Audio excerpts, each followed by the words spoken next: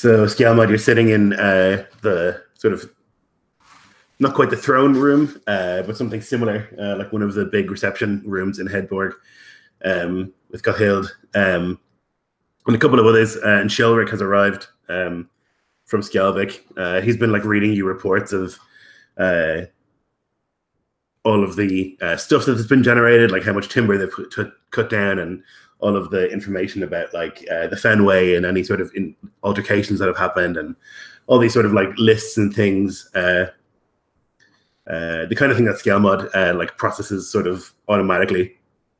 And then he says, we do have several correspondences to get through, Jarl. I'll hear them now, he says, just like scribbling down some stuff from the previous conversation, and then putting down the quill to see to these letters. So he pulls out first this like fine scroll that's got a wax seal and everything, way beyond the kind of stuff that you would usually get. Most often they're just like handwritten messages, but this one is like written in a fine script, obviously by a scribe, much to Shelric's delight, as he can read it easily. And it says, to the Jarl Skjalmod Harson, first it falls on me to congratulate you on your wedding, Skjalmod. While I won't be able to personally attend, I will of course send a retinue with gifts and my congratulations. I've always thought the hand of a loving woman might carve a smile on that stony gaze someday, and I'm joyous to hear of this union. I knew Godrickson. He struck me as a just and forthright man. I'm certain his daughter is a wonderful woman. My congratulations for your wedding are genuine, but more than anything, I congratulate you on the success that you have had. Taming the Fens in such a short time, uniting them under you, truly admirable. For centuries, these troglodytes have harassed our people, and with the stroke of your sword, they are gone. Shelric informs me, and he like does this sort of uncomfortable like throat clearing at his own name being mentioned by the king, that you have even given second chances to outlaws, and that they have served you admirably. Very unorthodox, but I've always valued results over technique. He looks nervous at the fact that he like has obviously told this to the king, but I'm certain that Skjalmod would have known that. He goes on to read, as to the matter of the incursions into Asbloð by the Isgolfin, this is not shocking news to me. Their arrival is no doubt a testing force. Rumors from the north say that Uthal Colbrandr ravages northern Asbloð, and that the Jarls up there are divided and losing land to him daily. To a reaver. I should think that hungry Isgolfin savages will hardly put up a fight against the king's own warriors. Nonetheless, you are right. Something must be done, and so I have sent messages to him and to the Lord Gunnarsson, in the hopes that we might put a stop to this foolishness before it explodes into a full-blown war. My wedding gift to you, Skjalmod, who has served me so honestly, who has never shied from honesty, who has always said the thing that needs saying, my gift to you is this. Vogan the Still and his 100 men are yours to command until the first son comes of age. In that time, I'm certain that you will have sorted out this mess. My advisors tell me I should do more, and I will have preparations made should these dogs come further south, but I trust that you will handle this with your usual efficiency and tidiness. From His Majesty Sigurd Sigurdsson, 5th of his name.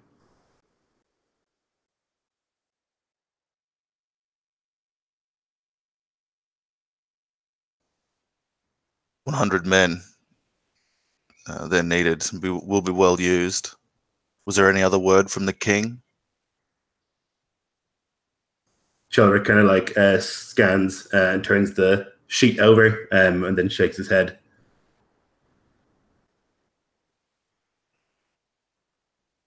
No indication of when we'll receive Vogan and his men, perhaps with the retinue for the wedding or soon thereafter. Yeah, you would know a little bit of Vogan. He's kind of like a guy who had a similar rank to you in that he was a Herseer, like commanded 100 men. Although you wouldn't have like interacted with him too much in that you had kind of the same job, so you'd never really be doing it together. He pulls out another letter. To the Art of the Fens, news has come to me at long last of the whereabouts of a man hunted in my lands. A very tall blonde warrior who went by the name of Ingvar Finehair served in my Huskarls for nearly 5 years, but committed a terrible crime. He killed his wife and 3 children, as well as many others, in a small village. He refused to answer for those crimes and killed the 3 men I sent to get him. He fled, and we've been searching for his whereabouts for years. We'd all but given up. When news recently came of a tall, long-haired, blonde man in the land of the Fens, a great warrior and leader of men, from merchants who had traded with Jarl Knut Flokison. Ingvar has a tattoo on his left arm, on the inner forearm of the rune Algiz.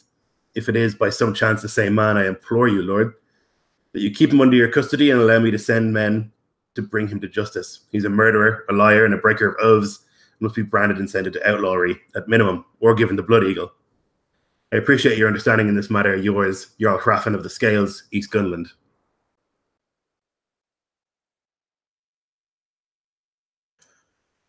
And how far away is he? Like, where is East Gunland from here?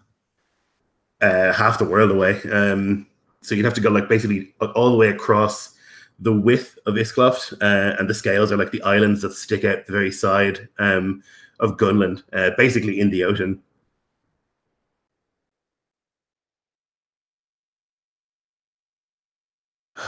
We have no Ingvar Finehair in our service, though perhaps a man with that rune. Do you know of them, Chorluk?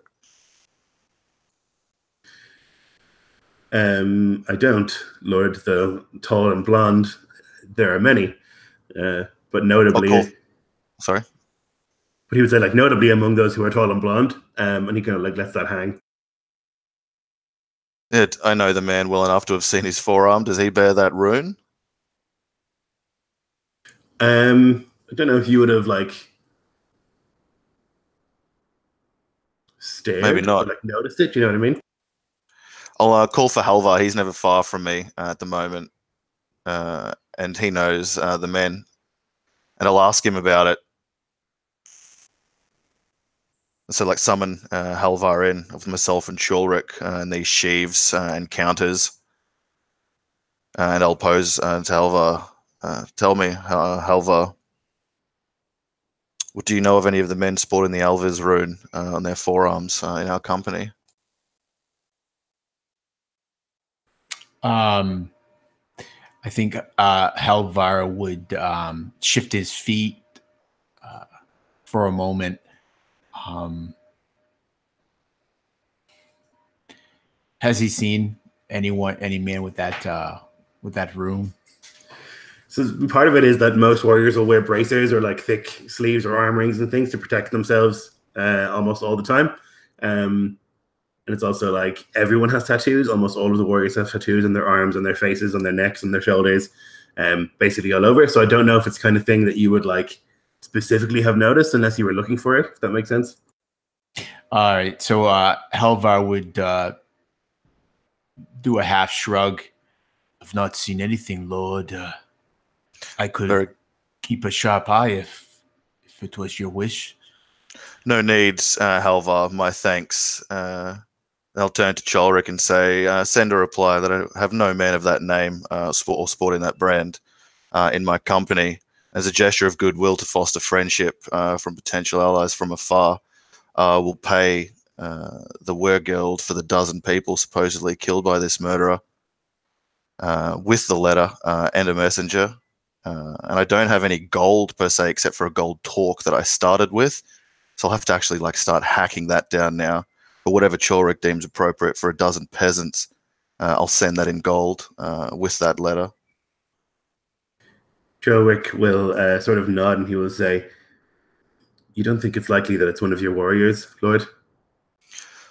Probably very likely. Though I know of no Ingvar Finehair and have so many matters to attend to this one from afar reeks of snivelry. What would you suggest? Well, it seems to me that this Jarl will have no idea whether you have this man or not. And so maybe this man is useful to you. Maybe he's very useful to you and has shown loyalty. And Chulric will like kind of obliquely, but like still vaguely say that kind of thing.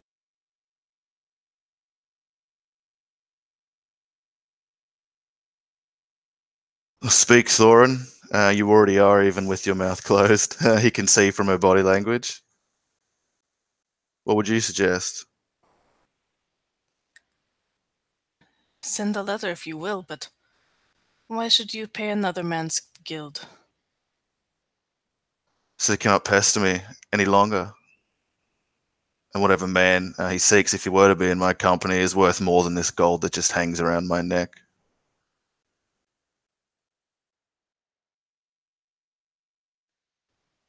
Surely we could at least determine if this man was here. And if he was? Perhaps he could pay. He could not, I think, pay like the Weir Guild for a dozen people. Would that be off that notion? It would be crippling to pay that kind of money. Like the price of a man's life is big, even if it is like a commoner or whatever. Because the price of a man's life, there's not really like so much a class system, you know. Either you're free or you're not, and so it would be like life ruining sort of debt. And the men most likely won't be able to pay it, and then will have to be put back into exile, which will look bad for the rest of the men, and they will wonder how safe their position is. Or have to Blood Eagle a loyal soldier who's bled for us at the Red Fort, or at the Troglodytes' camp, or in the hills.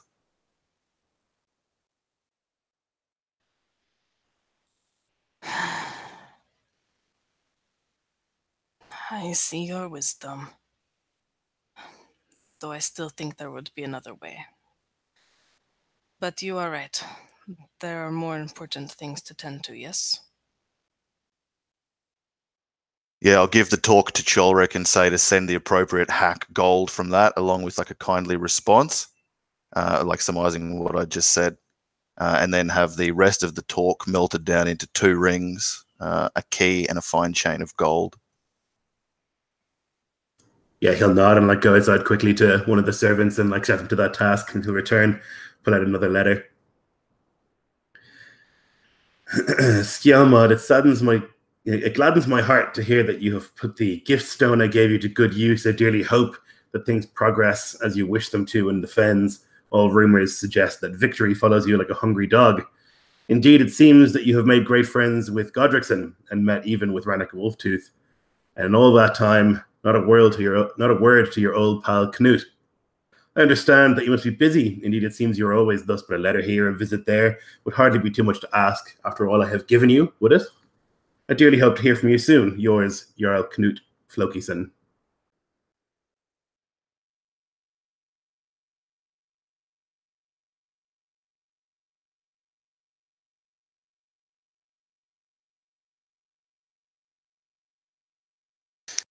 He still has spies within the fens, it seems. Maybe closer than I think, I'll say. His kind always do, Lord. Then we'll keep our secrets in rooms like this and let other information be wondered and rumour-mongered in the men's camps and villages.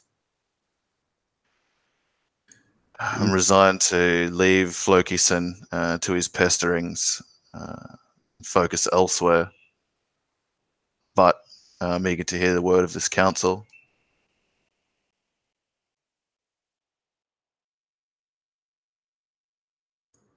More and more, as you grow in power, Lord, you will need him. He has the only port in the region, and that's where the money will be.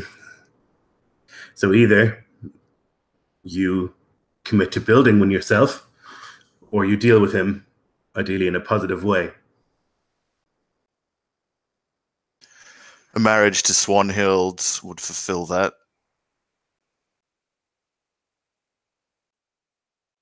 Is the man married? Cholric will do some computations in his head. I do not believe so, Lord.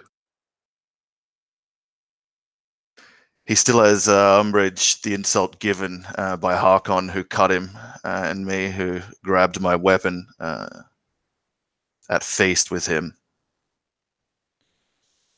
He strikes me as one who delights in torment, so I'd be loath to give Kith over to him, but in the endeavour of peace and stability, we all must wage a certain kind of battles. This one may be Swanhild's. I would not give the man a dog. He sent men to your land, to Skjalvik. Do you not remember what they did to the girl? I remember well. I remember what happened because of it.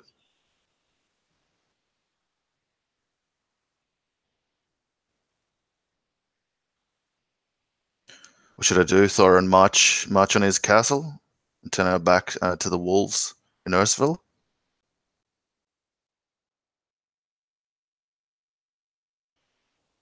Nay, Jarl. 'Tis better to bide our time with this one.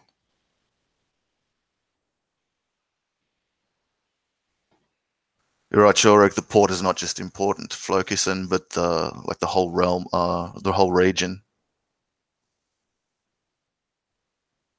I wonder if a friend can be made of him. Sorry, go for it. It would not be impossible to construct your own, Lord, now with the resources at your command, with Haedborg and the Fens. It would be long, but not impossible. If you are intent on not dealing with the man. Yeah. And we have the ship that we came on, and then the ship Thorin and Logir came on. Yeah. Presumably like some smaller craft, and at Haedborg and such, we could probably start building some more. That may be the way forward, though it would be as good as like biting my thumb at him, provoking him in that like aggressive, like mercantile fashion. Big time, yep.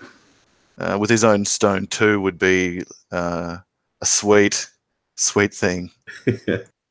But that might lead to him doing further things, which could upset the place, which I want to avoid for the moment anyway.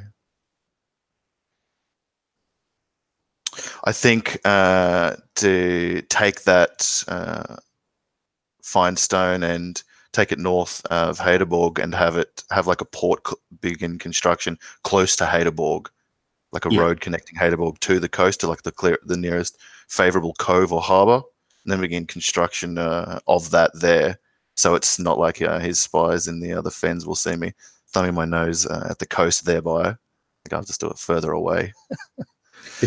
And I'll reply an equally cordial and like saccharine message back to him, telling him that I'm so busy like fighting the Iskolfin Reavers and uniting this crippled part of Asbloð. They've had little time for visiting old friends. So in that endeavor, I'll try and expedite these matters so that I can attend him at my earliest convenience. But for now, I wish him well and thanks once again for the gift stone, and wonder however I might repay him. Chilric will have this sort of like half grin as he like begins to pen that response. He says, "There is one more thing, Jarl," and he'll like reach into this bag and like pull out this looks like skin that's been tattooed and like place it onto the table. And it's like not written in the script, it's written in runes. And it just says, "To the one-armed Jarl, enough now, pup. Go back to your swamp and live out your days in happiness.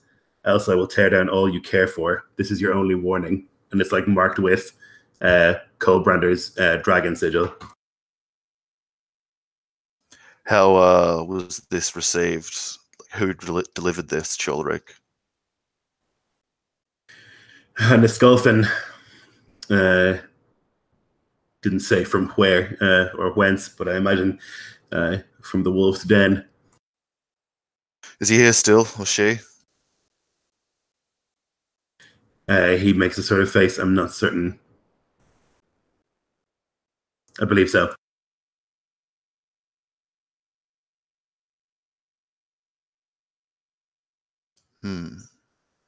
He looks at like the grisly missive and prods it to the center of the table for all to witness.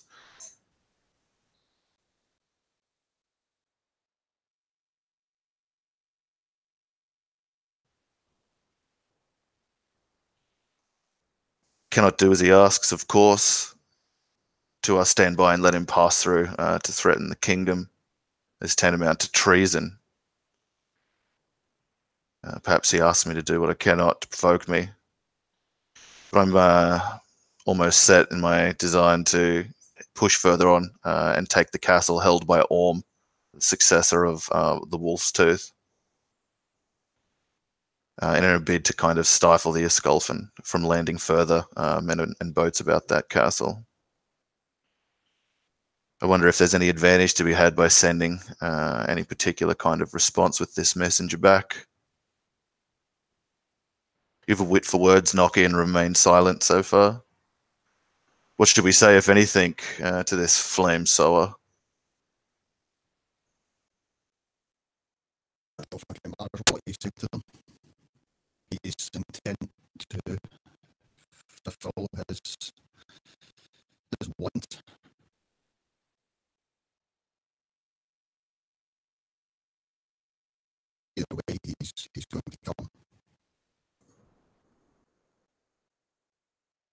Yeah, let him land on beaches rather than pour out of a safe castle. I mean to strike at it there at once as soon as the wedding is complete and oaths renewed.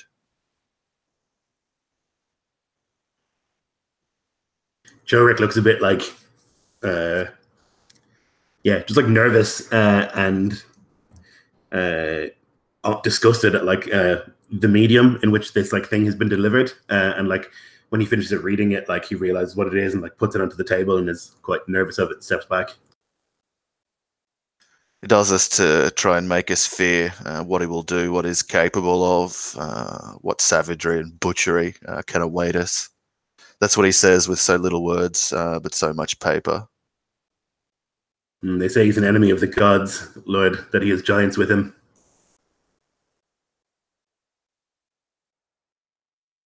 Or that he himself is one.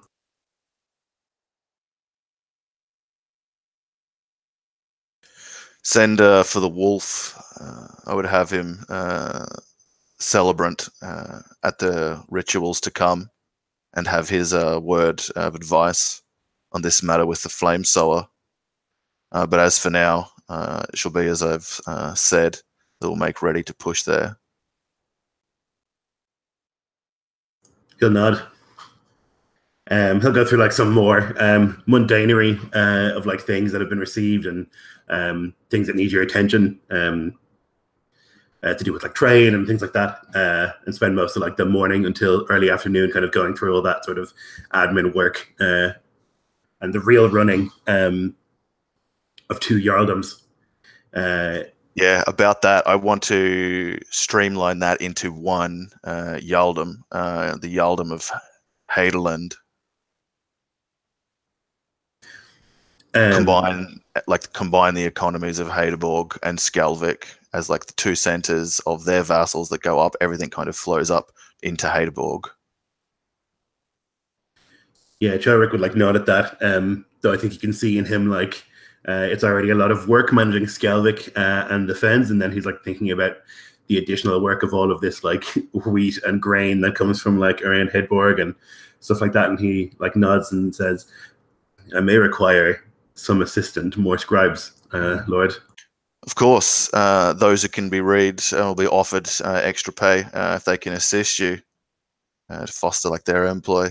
And the council who served Gothild's father, honoured Einar, may be of service to you. The steward of their household was stable, firm-handed in the matter of the succession, so I would suggest him and anyone else this council would proffer forward.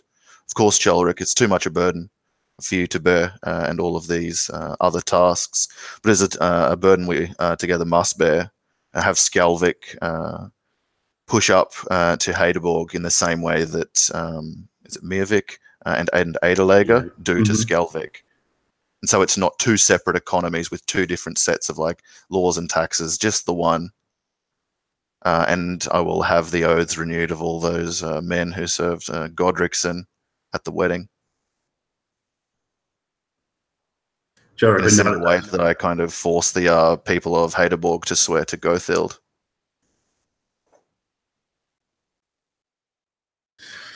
He'll like take notes and begin to like think about how to do that specifically, and he'll come back, I'm certain, with more problems in a week, next Wednesday. And that'll be like the morning and afternoon will like be done in that sort of like tedium, and the next like few days will fly by with work of like preparing the castle for the wedding to come. There are like people all over who are like putting decorations up on walls, setting up tents and things for those who visit, because there's too many coming to stay inside the castle itself. And the small folk are all welcome, and they have to be put up somewhere. And a lot of like areas have to be set up for them. They also can't all fit in the long hall, and they have to like in spirit be in the long hall, and so tents are set up in the courtyard of the castle and then the outer courtyard, so that everyone can like have a bench and a table to sit at. And people start arriving, eldermen from different villages, thanes from some of the bigger villages, start arriving over the next day or two. Many of them from the fens are like very glad to see you again, and bring like nice gifts from the fens. Lots of those giant fish to enjoy, as well as like herbs and spices and things that come specifically from the fens that are hard to find anywhere else.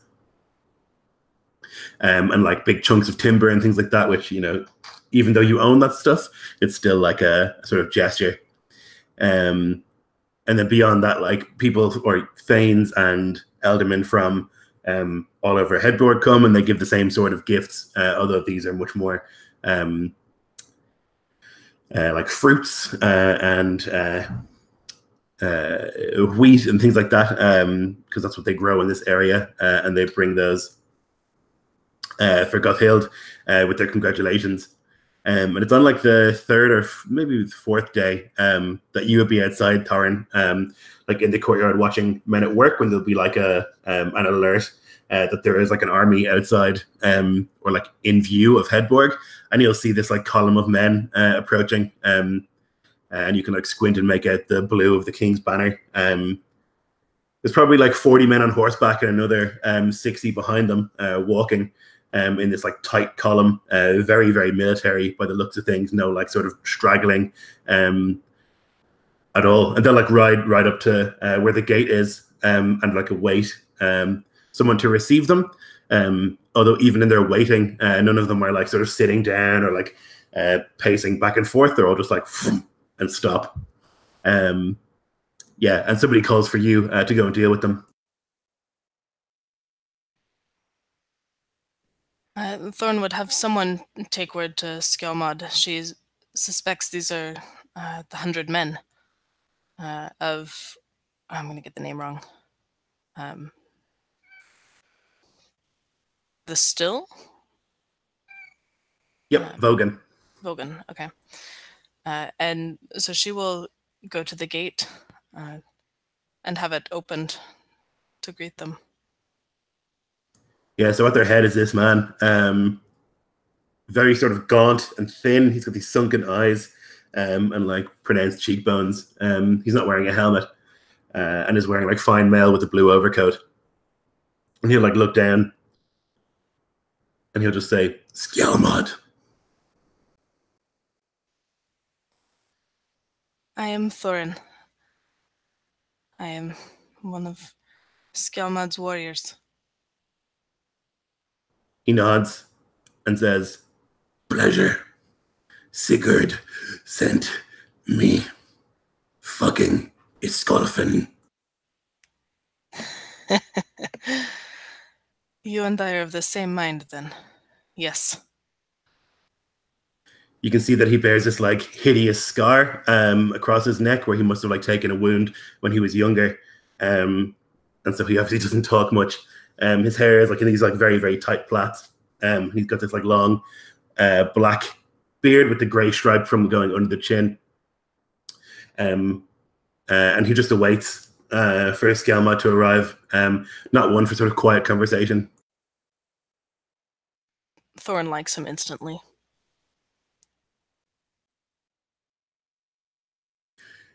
There's like a couple of minutes go by as like Skjelmod is kind of making his way here, and he'll just like break it by looking at you, Thor, and saying, like gesturing towards the castle and say, nice, safe. Aye. Defensible. Mm. And Skjalvik in the fens, that is reasonably defensible as well, if you know the fens and the swamp. No.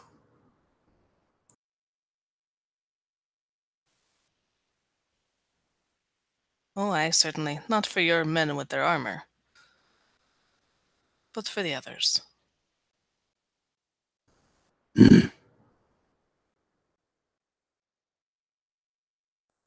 And so eventually at Skjelmod, you'd be like urged to go and meet this man.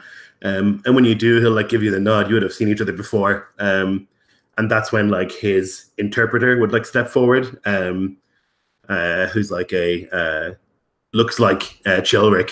Basically, he's got like short hair, no beard, and like wears a robe.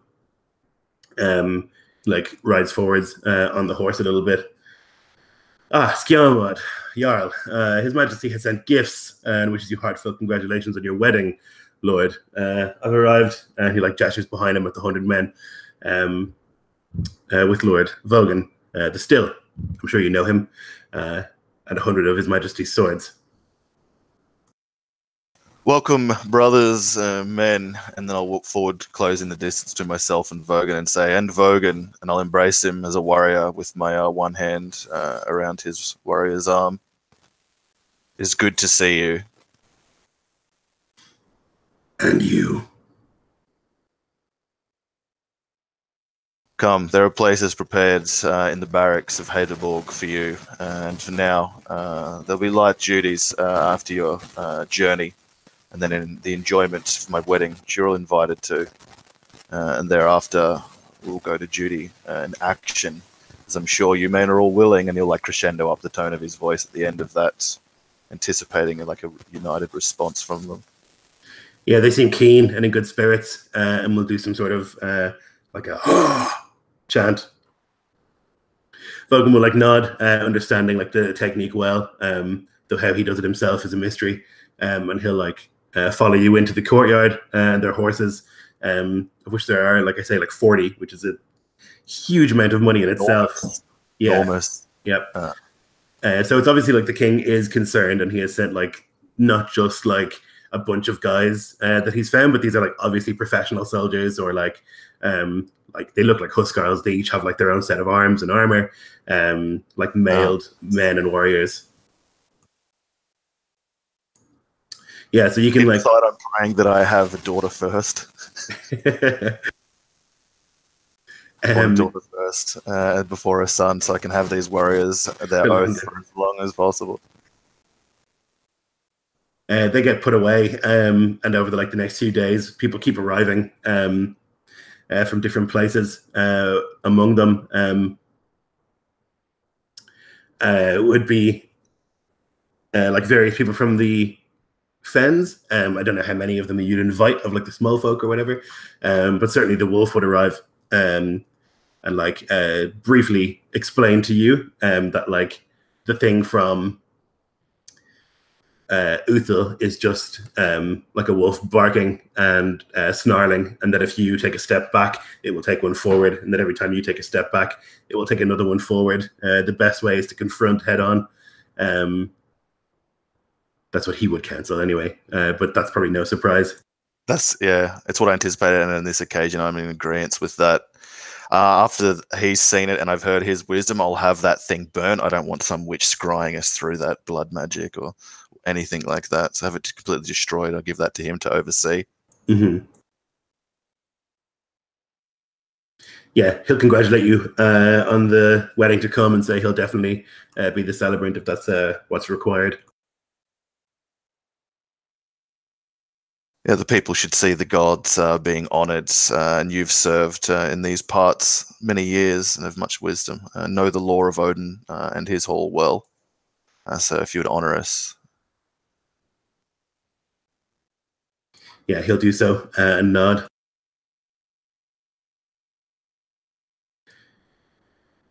Nucky, you're like sitting outside the courtyard as like men are practicing, and Fenya's like sitting opposite you, and she's like got her chin resting on one hand as she like looks around, and she says, I would want more color to the place than this, I think. But even so, it's just lovely. Imagine how safe you'd feel sleeping here in a place like this. Like, there's nothing in the world that could knock down those gates.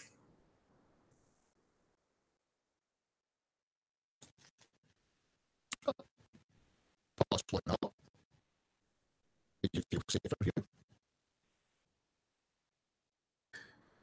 Your mic is sort of, it's weird. It's like it's turning on and off as you talk. Underwater. But I got the gist of it. And she'll like nod and say, I do feel safe here. I feel safer here than the Fens. Maybe it's because I grew up there, but these stone walls, like how could anyone get through here? Like I say, they're a little bit dark. I'd probably color some of them in, get some chalk, make the place a little bit more colorful. But other than that,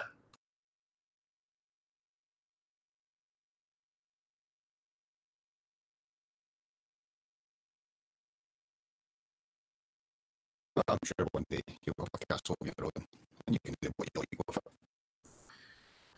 She like punches you in the arm. There's no way I'll have a castle of my own. And you're like kind of walking through the castle grounds, and she's like just like marveling at the size of it and how like well equipped it all is. And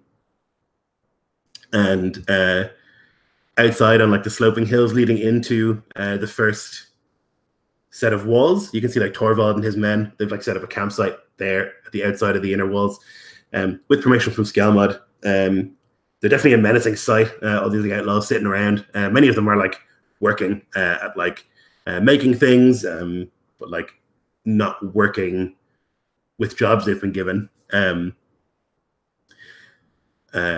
you think that if you were like just entering this place for the first time, you would think there were maybe extra security, and they definitely would deter you from pulling a weapon. Like Torvald would walk over and say, "Knocky, my boy. Who is this gorgeous woman, and where did you steal her from?"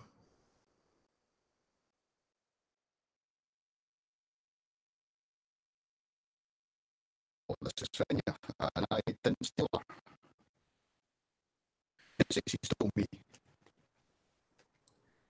What a foolish mistake, girl. He'll like look at her and like sort of smile, and then at you, and like the idea.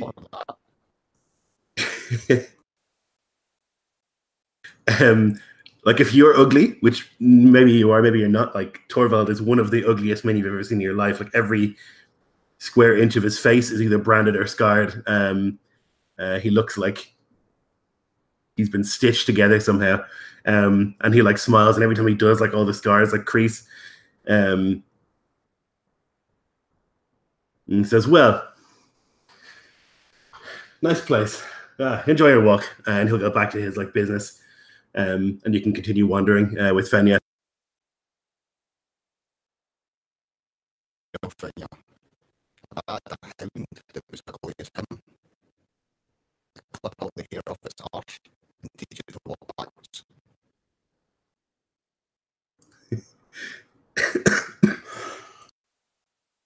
Didn't quite catch all of that, but I know it was something wry. Halvar, you're like, your job has been for the last few days to bring people in. So at the one of the first sort of gates is where you like sit, and when important people arrive, you like tell them where to go, where to set up their people, if they've been given like indoor quarters or outdoor quarters and things like that. But it's kind of died down now for the day. It's probably like early evening. It's probably dark already.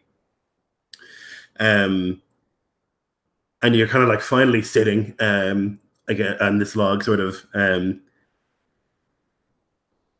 exhausted from like a day of like, "Yes, my lord, no, my lord, over here, my lord, over there, my lord," just sort of that sort of business, which is exhausting in its own way, more so even than the battle. But then there's this man who approaches. He's perhaps 40. His beard is short and grey, and his hair as well. He wears a simple, though filthy, tunic and a thick set of furs around his shoulders, and he's using his like long axe as a walking stick. And he like sits down next to you. Mind if I join you?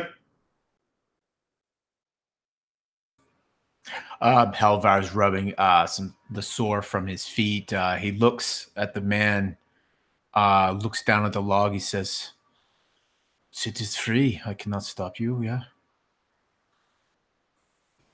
He sits down and like sucks his teeth, looks around. Nice place, they say. Halvar pauses for a second, looks around, kind of just sucks in air across his teeth.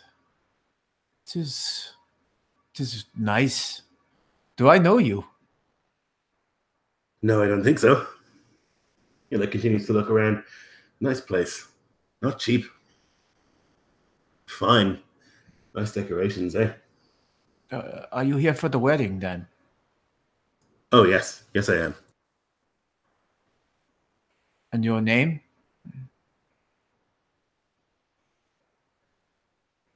I've got quite a few names. Call me Gotrek. Gotrek. Where are you from, Gotrek? I'm from everywhere. He would probably notice, like, what color is this man's hair? So it's graying. I guess it would have been black, dark brown. Yeah, so even then, Halvar doesn't. The man might notice that Halvar is looking at his arm, like his hands and his arms. What happened to the Jarl? He was killed in a battle, great battle. Fought bravely. He did, yes. I was there, you know.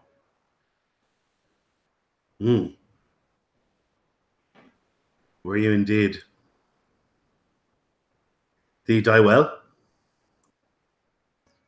He did not die in the battle. He died in his bed. Don't like that. No way for a man to die, eh? Halvar shakes his head. He kind of blows out. I did what I could for him, but the wound, it was too deep, yeah. Was he a good man? I heard that he was harsh, cruel even. I think Halvar's eyes would narrow at that. Who did you hear that from? It's a big world. People say a lot of things about a lot of people, you know? The Halvar's tone changes a bit. It's less of that that cordial. And where did you say you were from again? I'm from here, from there. It's been a long life of wandering from place to place. You don't serve the Jarl then, or the old Jarl. You serve someone else?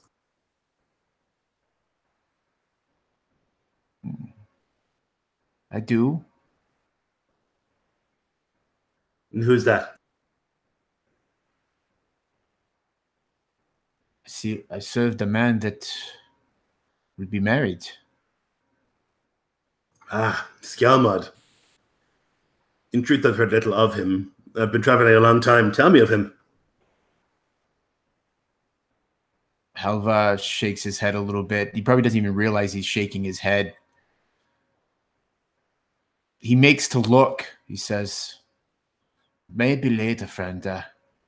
I have more tasks that I must be about, or I will get the whip. Stay a while, talk. And he puts a hand on your shoulder. Not threateningly, just puts it on your shoulder. Looks to me like you've done a lot of work today.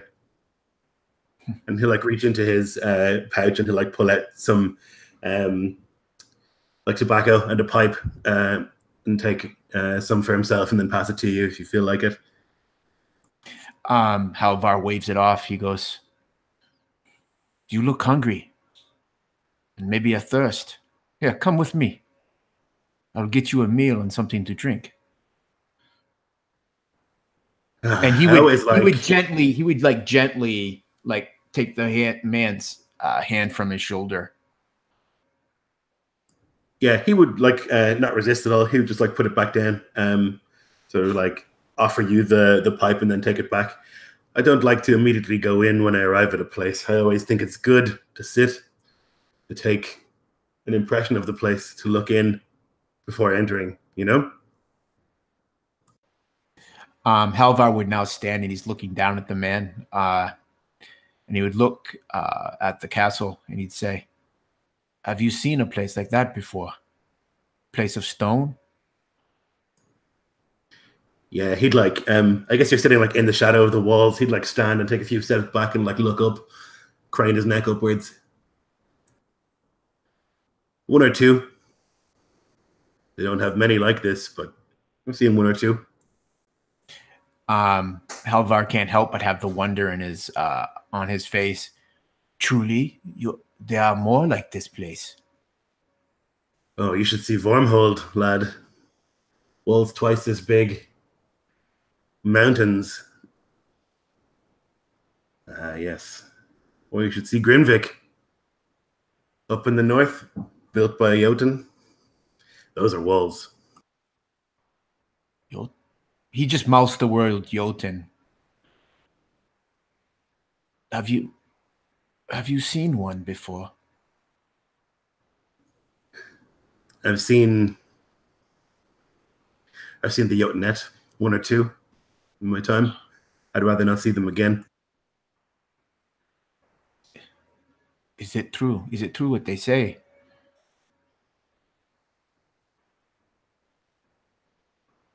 What do they say, lad? That 10 men could not kill one. Not 20. I think 30 would struggle. They're too big to look at. You look at them, they look wrong, he says, and takes a drag of his pipe. But luckily, I've never fought one. He kind of runs his fingers through his hair. It's sweat and matted. They say that there's a river up north, and he has the Jotunite with them. Have you heard this? Everyone's heard of the Flame Sower. I've heard of him. Never met him, thankfully. I think few meet him and walk away.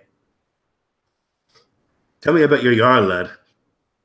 Does he care about love, do you think?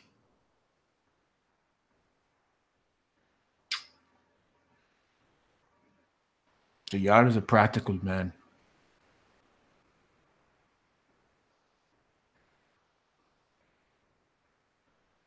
So no is the answer, he says with a smile.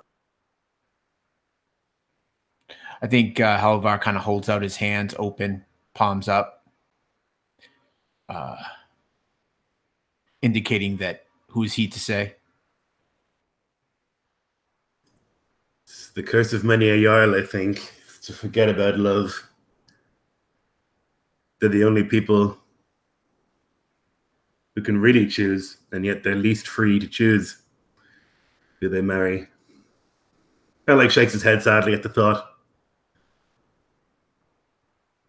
And he'll like stand like fluidly and like take one last drag of his pipe and offer it one more time. Halvar, I think, would take it at this point. Nod to the man and take a pull, and he would immediately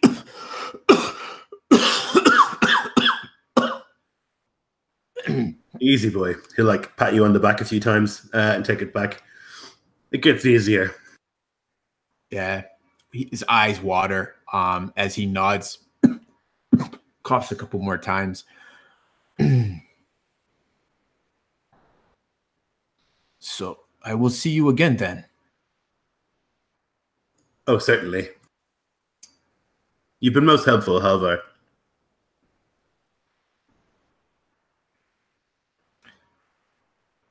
I think Halvar would turn and start to walk away, and then he would stop and turn back. I could introduce you to the Jarl if you wanted. Oh, I'm just some traveler. He wouldn't want that. That's all right. I'm sure he has 1,000 things to take care of. I'll just find myself a quiet space and sit.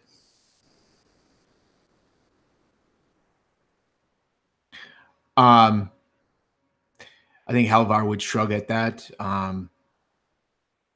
thinking to each his own, and he would kind of stomp a boot back on and maybe watch the stranger for a bit as he does so before running off to find Grim.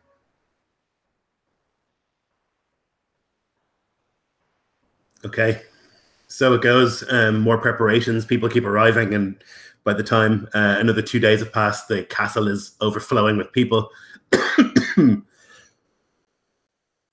Everywhere you look, there are villages gathered in the shadow of these walls and little camps set up and things like that. There's these markets that have sort of sprung up of like people trading with people from other parts of the world. Many people like excitedly hugging each other and like talking pleasantly to each other. sort of people they haven't seen in years, maybe, but they know sort of passively. And the day of the actual wedding approaches. We're going to take a quick break there, see where Skjalmod is getting his ancestor's sword from, and then we'll get married. We'll be back in 5.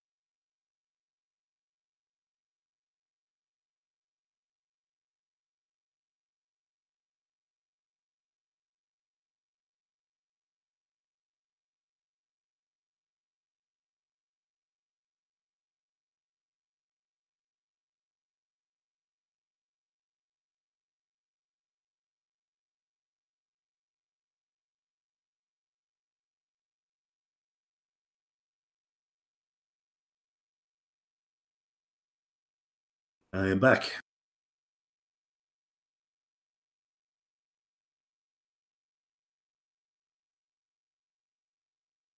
I think I've got the mic fixed now. Yep, sounds good. Sorry about that. Teething problems.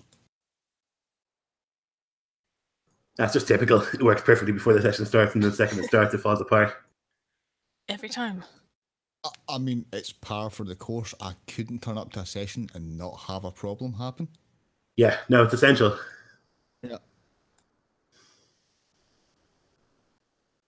It's like the dress rehearsal always goes fine, you know, and it's bad luck for the session.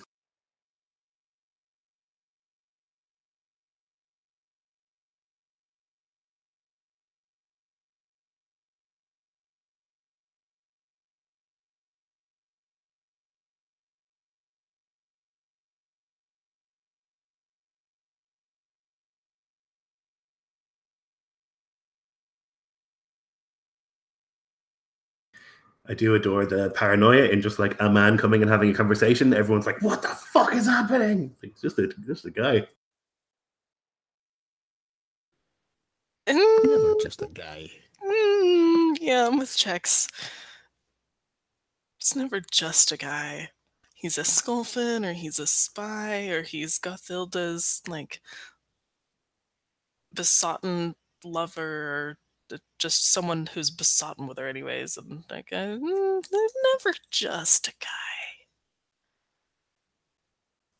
You guys are paranoid. I'm with Lloyd. I think he was just a nice dude. Gave Halvar a little smoke. Yeah, you would say that. There's probably something in that pipe. Yeah, probably. That's why Lloyd messaged me and said, make a con roll. Oh my god, did he really?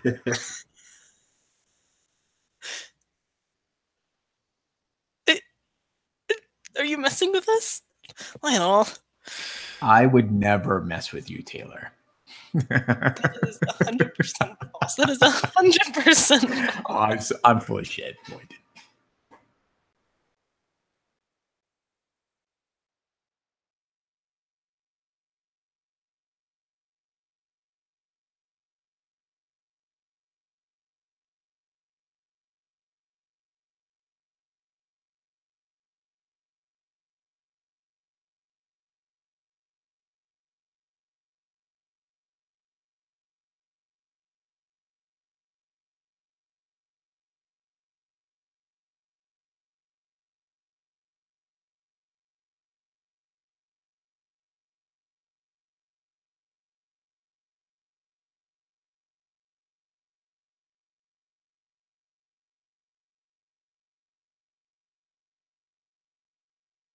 Okay, so so we're clear. You're happy with the sword you had taken, Skjalmod?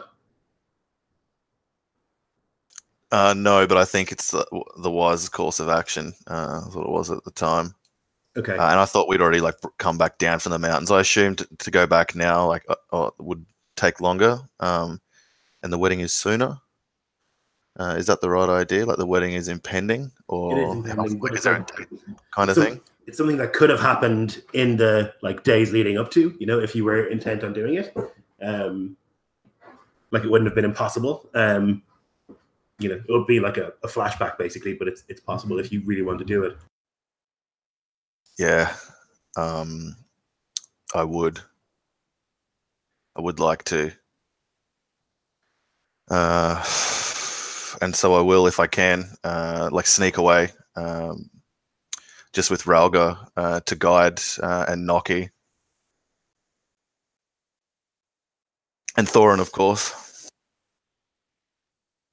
If you're gonna leave me behind, I'm gonna be rolling hard to try and notice that you're leaving me. So I'll think what I'll do is under the guise of kind of like a cursory inspection of the land and like oversight of preparations at the Red Ford, I wanted to like fort that up and stake it up and caltrop it up. And like so, and then kind of on the way back, scoot up into that familiar path. Mm-hmm. Yeah, with Halvar and Ralga as well. Ragvar, right? Yeah, so yeah, the Corpse Mountain man. Yeah, sorry. Yeah, he'll lead you up once again through the little forest at the center of those two mountains, where you can leave another offering for the Ulf, who let you pass when you do so. And yeah, up to the Corpse Mountain, like up these circular spirals, always past fancier and fancier tombs, until you get to the point where the snow is quite heavy and the wind is quite hard. So, Lloyd, I think one thing that would happen, like as they're making their way up there, stepping through the snow, Halvar's kind of breathing heavy. He would look at Torin and say, I don't understand. The Jarl, he already has his sword. Why are we going back up the mountain?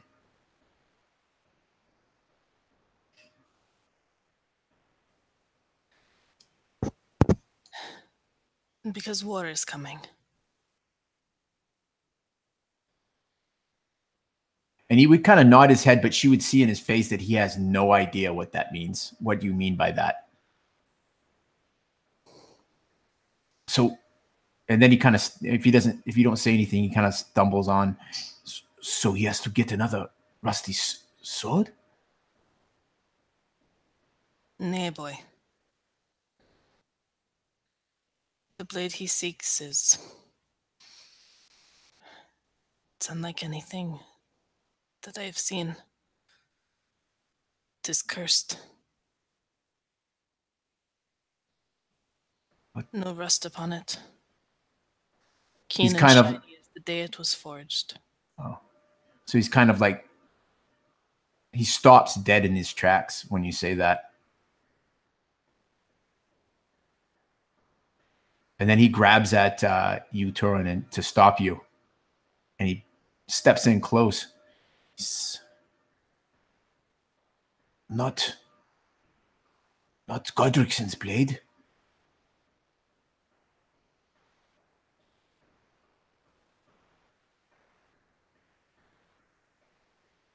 And he's looking at your face. And his eyes wide.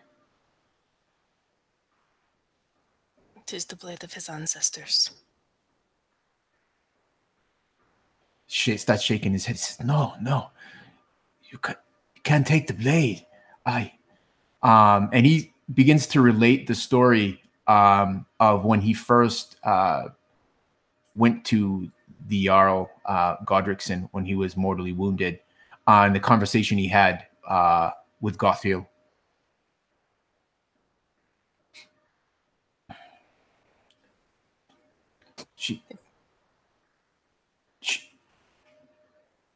She'd promised that we would not get the blade.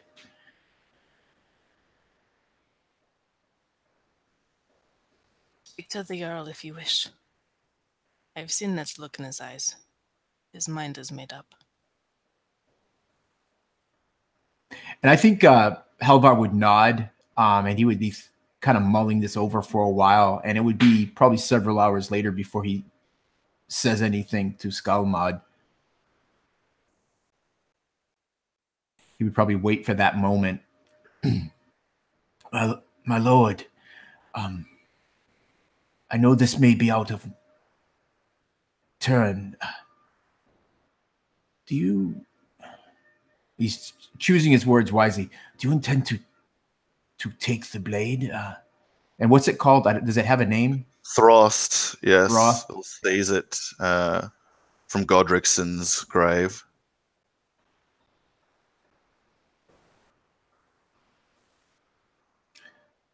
Torin seems to think that it's cursed, and I am of a mind that I agree with her. Thorin is right, and you were right to trust her. And he's confused by that, and you see his eyes just, I mean, his brow just kind of pinches above the nose. He shakes his head. Then why do you get it? You tell me. And I'll say, like, stumbling on another rock and having to, like, put all his pressure down on one hand to, like, scrabble up to keep kind of a pace so that we're not stalling. It gives you power? At the price of a curse, is that worth it? He shakes his head. No, of course it's not. Then why do we go? It makes no sense to me, Lord.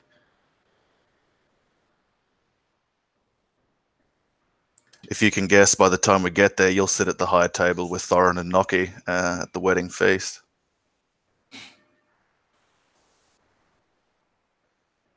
And for like another time that day, Halvar is stopped in his tracks, his feet just standing in the cold snow.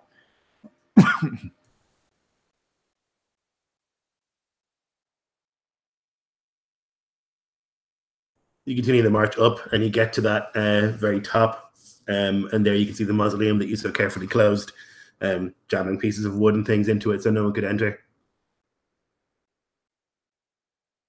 Yeah, I think the approach to it, like the last part of the approach to it, I would have set like a really slow pace so we can gather our energy rather than the more kind of merciless pace that would have been at the start of the mountain. And take two with our axes, the wood gems and pegs, and use rope and stone to like haul away like the snow drift and rock we'd pulled in place.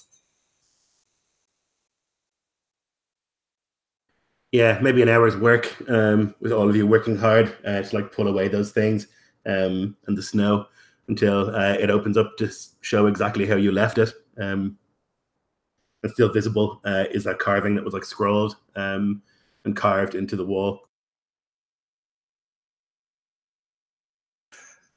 Skelmod would slump and like wipe sweat from his brow, even though his like breath is hoar-frosted and he's like heaving for breath, and will take a few moments staring at the door, then regard his companions and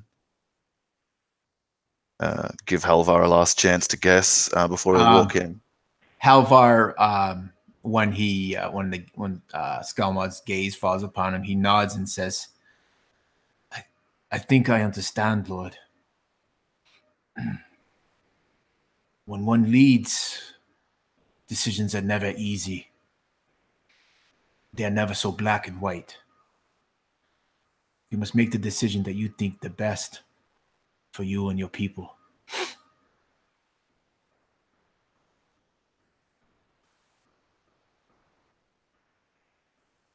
Skelmod nods a couple of times and then turns and walks down into the mouth of Godric's grave.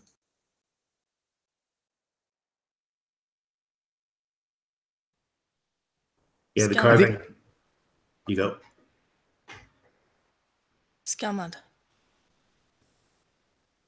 You coming?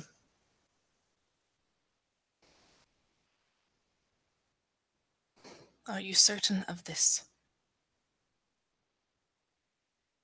Absolutely. Then I am coming. Yeah, I think Halvar was already starting to follow Skelmod in, but with Thorin's question, he kind of stops and looks at her. Unspoken question on his face.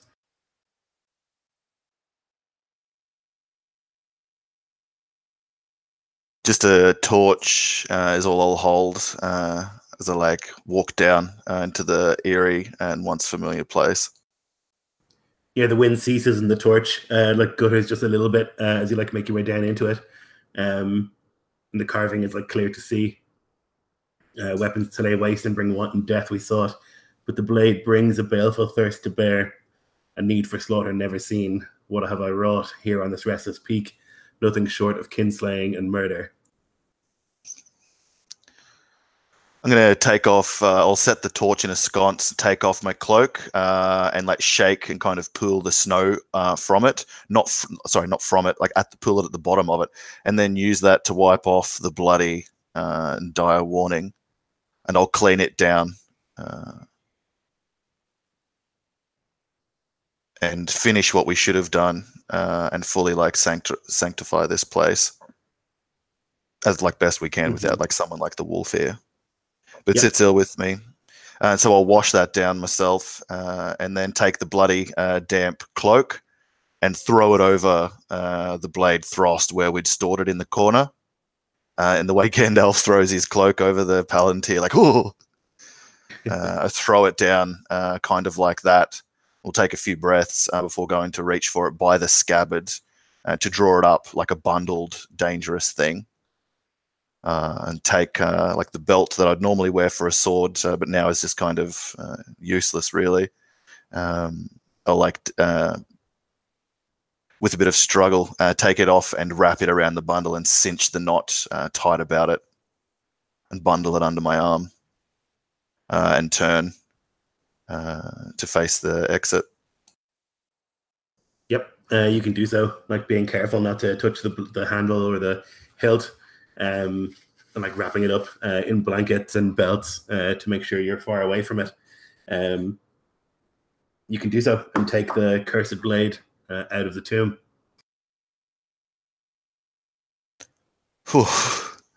I'll do so, and then kind of seal the place up as it was when we first came across it, not the way we left it. Mm-hmm. That's not right either. So a proper, respectable exit, not like kind of covered in and hidden, and like dirtied with like snow and mud. Spent some time doing that. I imagine it would like it's getting late no matter what time we kind of started or were. So we'd have to like descend and not camp on the mountain through the afternoon. So if it's only the brief respite we had before entering the tomb, we'll set back down again. If there's any objections.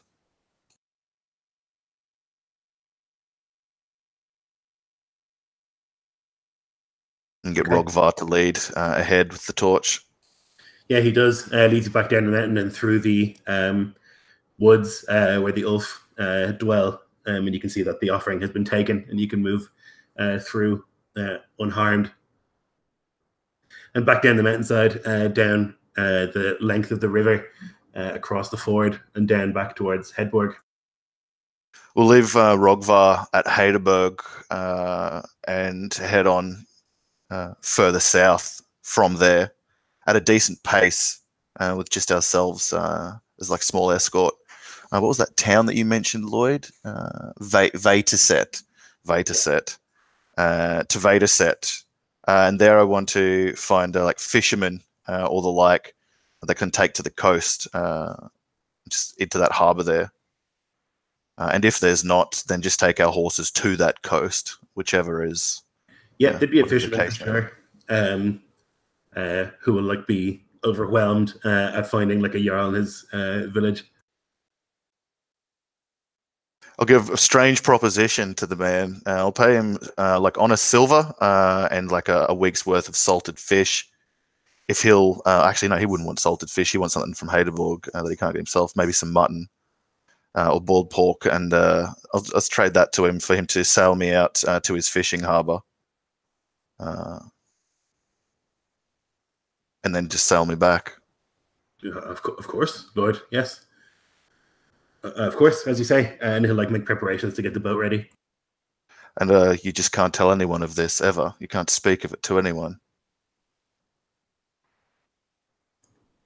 He looks a little nervous at that idea, but nods. Never. I swear it.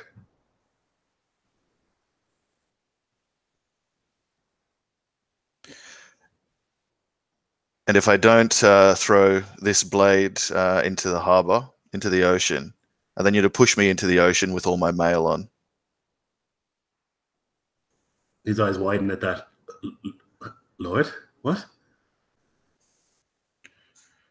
You heard me. And the silver is good. The salted pork, nearly so. He just doesn't know what to say at that idea. You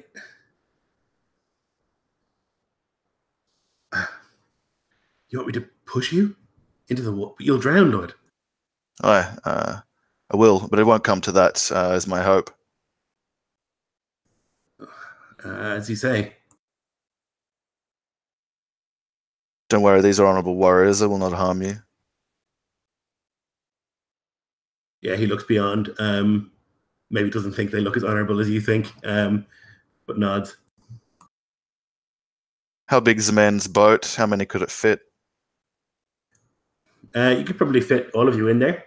It's like a decent size. It's not like a long ship or anything, but it's big enough for 4 people easy.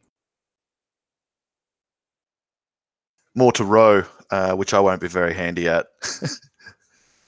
And so off we'll go. Yeah, he'll sail out for a little bit of time until you can still see the coast when he like comes to a stop. This is usually where I do my fishing, Lord. Maybe a little ways out further. The current's stronger. Aye.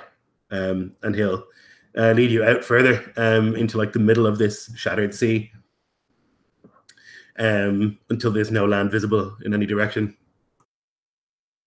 When we're on the point, at that point, ready to turn back, I'll uncinch the belt with like some struggle, having to leverage it between my legs, then pull it with my good hand, pull the belt free, and grasp Throst by its scabbard, by its helder, and hold it up to like I don't know what kind of weather it is, for a last look, and then I'll kind of shot put it into the ocean. Yeah, it's windy and rainy, and the waves are pretty intense as you like stand or try to stand in the ship. And try as you might, there's just this unwillingness to part with this beautiful thing. So I'll need you to make a charisma save, please. Fool, if I can't make this, I can't make anything. Here we go. Got 4.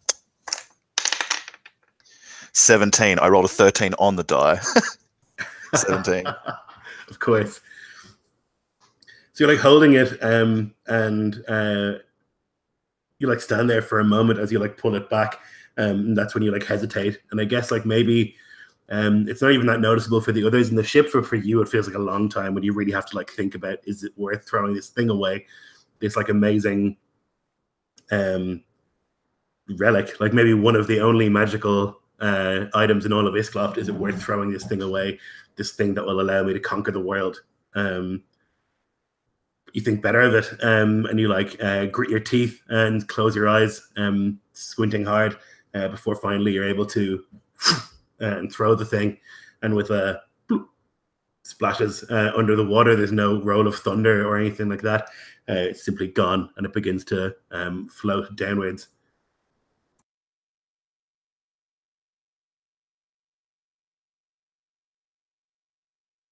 The man looks visibly relieved that you've gotten rid of it. He just have to push you into the water.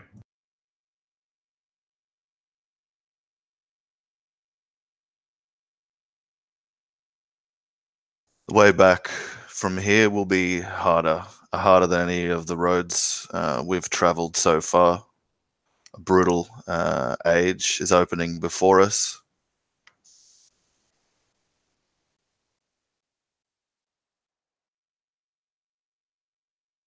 And he just looks down at his hand and then back to his companions, and I cannot row by myself, and he'll take up a bench and try as best he can to row back to shore.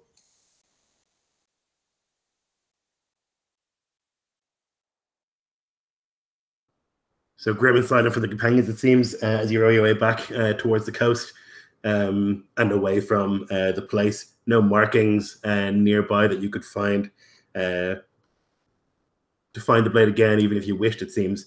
And so you sail, or row rather, back towards the coast. And it's not long before you can see in the distance the village you had come from and the coast.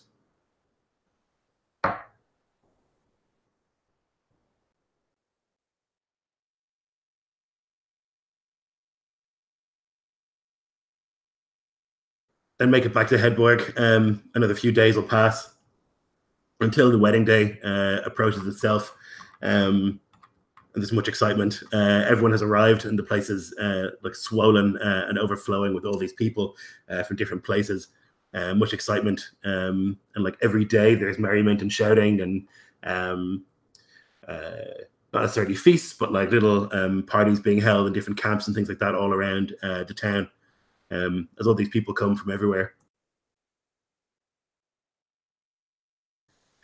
And if there's nothing else, we'll go to the day of the wedding.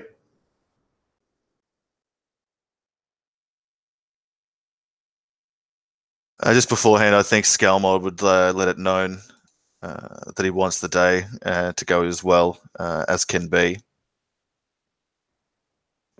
And that everyone should be on their attention. and keep their eyes out. It might be a time for our enemies to strike. A small time for enjoyment, but we cannot. We still must be vigilant.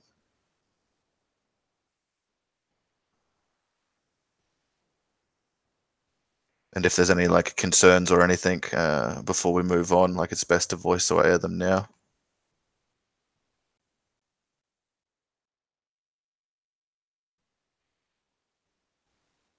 Skilmad, forgive me. Not this battle again. I doubted you.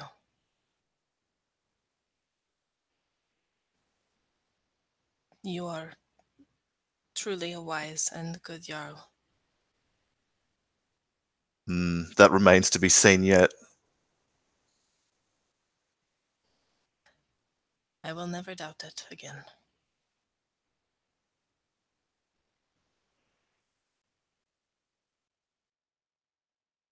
He'll nod and give a hearty smile.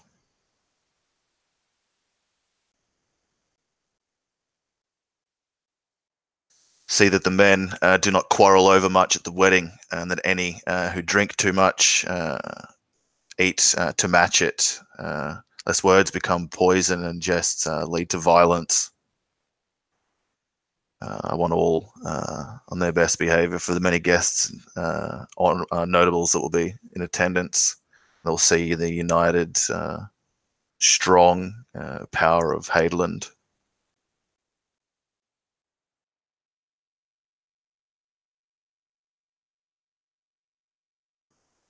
So the day dawns, and thankfully it's not raining, which is all you can really hope for. And around noon, everyone begins to make their way just outside of Haedborg. There's a woods, a glade, where there is a runestone, and that's where the ceremony will happen. Skelmad, you are like, your face is painted white as it's got hills, with a black stripe running from your lip to your chin. And there's black around your eyes. You wear this like wreath of like fir and pine needles, with like raven skulls inlaid in it, and she wears this one of ash leaves and flowers with antlers and horns are worked into her headdress. You're like brought by the wolf to stand at the top of this like mound with the runestone atop it. And the various parties are like assembled and like stand ready to like watch and listen and give witness. The first thing is that like a horse is brought, and with sort of expert skill, the wolf will like cut its throat and sacrifice it, and hold the horse as it dies relatively quietly, thankfully. He'll like gather some of the blood and smear it onto your white faces, and he'll give thanks to the gods and beseeches them for their blessings, and praise to Freyr for love and Freya for fertility. And he takes dirt from the ground and presses it into your forehead and then hers. And he places your hands together and wraps a cloth around them, and then it's done. That's the extent of the ceremony. No words are spoken by you nor her. It's really just so the gods can see it, and all those assembled. And you're married in sight of gods and men. There's like a sort of polite like round of applause that comes, and then like some actual cheering, and it finishes with the wolf like singing this song in his like strange sort of throat singing that goes on for a little bit longer than you would have hoped maybe, but even so it's part of the ceremony, and so everyone sits politely and waits for him to finish. As he finishes his wedding chant, I'll present the fine gold chain that holds the key, a gold key that I had made of the talk by Chaldric. Present it to Gothild, as well as one of the two gold rings that I'd crafted. She smiles at the gift and puts on the ring and puts the ring on you. And I believe it's customary for her to give that blade back, if I'm not mistaken. The one that I go to seek for her. Yeah, so you're going to put the blade that you've taken like into the ceiling of the long hall when you get in. But she'll like carry it there for you. Awesome. I'll hand that over to. Yep, she'll take it and like belt it at her waist. And then you can like turn to the assembled people who will like clap and cheer and excitement. But now comes the actual excitement. The parties are like gathered up, those on the bride's side and on yours. Men and women all around are like stretching and like jumping up and down or like getting ready. Maybe 20-minute walk from here to the long hall. And there's going to be a race of the two bridal parties. Or the bride and groom's party to see who can get there first. And whoever gets there first, the other party is going to serve them for the evening. And so all the like warriors and hard lads are like at the front, and they're like stretching and getting ready to go. And the wolf like stands at the front of the assembled people. And with a countdown, he like claps his hands, and there's a boom, and everyone begins sprinting. So can we get some, let's do a skill challenge to see if you get there before her party. So I guess athletics, perception, acrobatics all make sense. I'd also say that world-wise and even lore-wise, like to know secret ways around the castle and stuff would apply.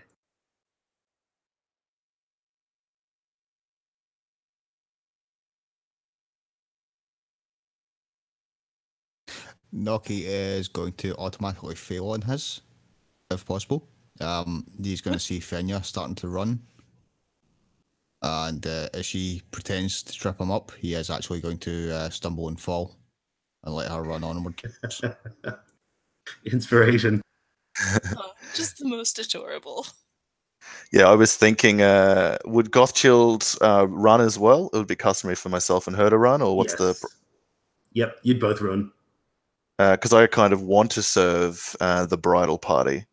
But I was also going to see if I could hold Gothild back too. If she was amiable, but if she's intent to sprint, then I'll let her go for it and I'll lag behind purposefully. Yeah, I think she'd definitely be willing to, as everyone else like sprints as fast as they can, and you can see people like pushing each other and things like that, and then you can see some of the people who like live in Haedborg like taking secret routes through the woods and stuff like that to approach from different directions with the intent of winning, but she'll slow.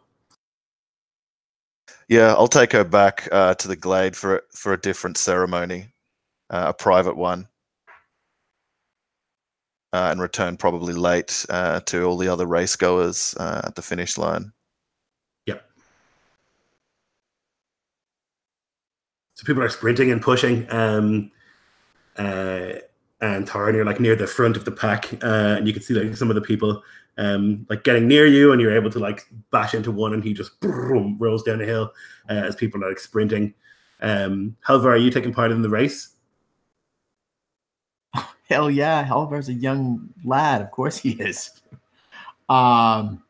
So he's probably lags a little bit behind the others when they start running, like he's the first time ever being at a real wedding. So he starts to run, and he's just sees he's being left behind.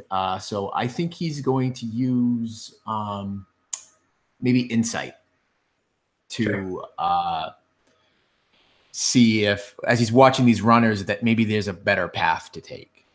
Would that be insight? No, probably investigation. It could be worldwise. It could be lore-wise for like secret paths. World-wise is survival, so that could work as well. Okay, so that would be a 15. Okay, yeah. So which one did you use?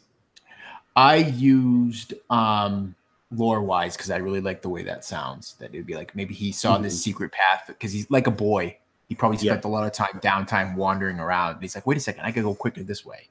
Yeah, there's like an old like way through one of the what used to be a moat a long time ago, but isn't a moat anymore.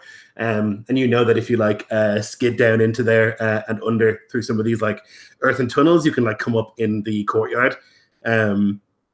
it's not known by many, but Grim would have showed you. And so like yourself and like one or two other warriors are like running through there, and while you can hear up above the thunder of all the other people running, one of them, Thorin, who's like at the front of that pack, and it goes like that for some time. People like running and jostling and things like that, and you can hear a few like, oh fuck, as people are like knocked off the path. You're both in Skelmod's party, so at the end of that, you'll find that Thorin, you're like running at the front, and like as you're running, you can see like out of this like side way, Halvar like runs right up next to you, and you're like right ahead of like Grim and the others, just barely. And as you're like getting there, Grim like grabs the ponytail you have Halvar and like pulls and like knocks you down to the ground and like stumbles over you, and like tries to skid to a halt. So Thorin, can I get one more athletics checks from you, please? Yes, you can. That is 23. Ooh, it's close. He gets a 21. So he like there's no honor in this, and so he's like running as fast as he can, and he like just like grabs your shoulder and like tries to put his leg in front of yours, but you're able to like elbow him in the forehead, and he just go boom, smashes down into the ground, and then you're able to like skid to a halt, and you like run into the wall of the long hall with this like boom crash, and then like fall to the ground, and there's like this insane cheer of like excitement, and like a bunch of the people from Skelmod's party would like lift you up into the air and like cheer and stuff like that. And like the people from Guthild's party would like applaud, and like there's like a lot of laughter going on already. Yeah, Thorin is slightly winded and a bit dizzy after crashing into the wall, but she's laughing and looks around to kind of thumb her nose at Grim as a ha, I beat you, and check and make sure Halvar didn't get trampled in the rush. And yeah, no, he's okay. I guess you'd see him like standing up and like slapping some dust off himself, but he's... yeah, she would see Halvar stand up, and he would smile, and you would see dirt in his teeth, but he's just got this big grin from ear to ear. Yeah, Grim will go over and like wrap you in a headlock and like give you a nuggie, like you gotta watch out behind you in the battle, boy.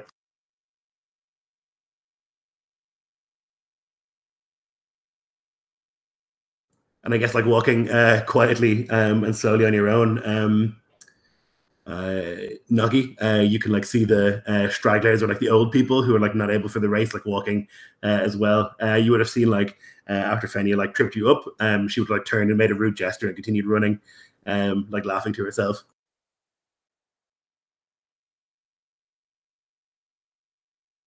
He just laughs quietly to himself as he watches her run off.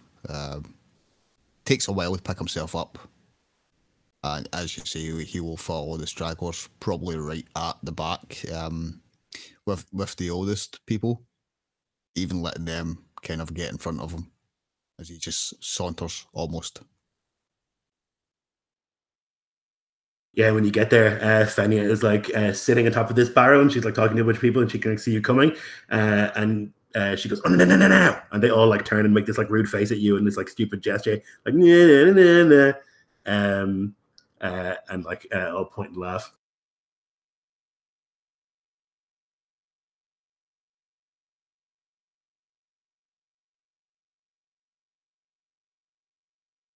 I'm hurt. I'm really, really hurt. Not only do you cheat, but then you goad me afterwards. It's exactly what you would have done.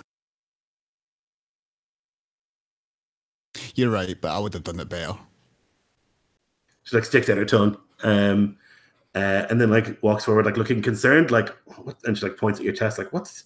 And then you like look down, she flicks her nose, and then like everybody like laughs, and she is like nearly in tears.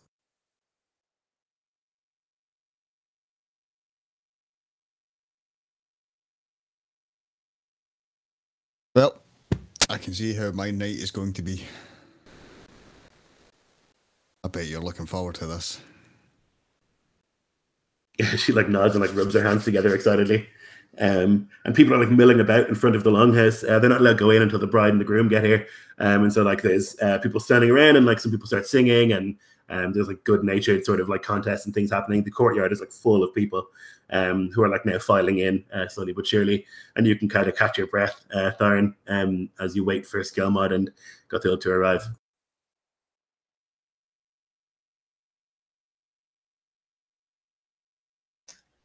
Yeah, Thorin, as she's kind of watching, doesn't fully relax. She's keeping an eye on the crowd, seeing if there's anyone who stands out who maybe isn't enjoying the moment like a typical wedding goer would be.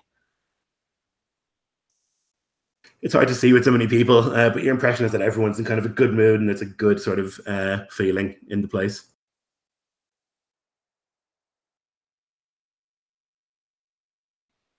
She nods and goes back to her boasting. Skelmod, alone now and quiet. Did you want to like play out this scene?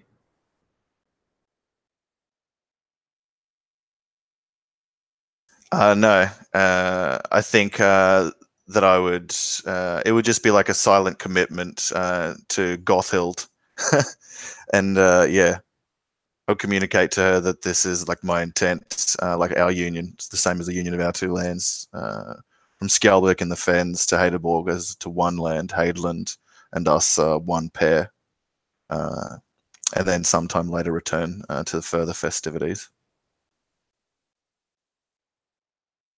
Yeah, she agrees with the sentiment, and like much prefers the quiet to the ceremony.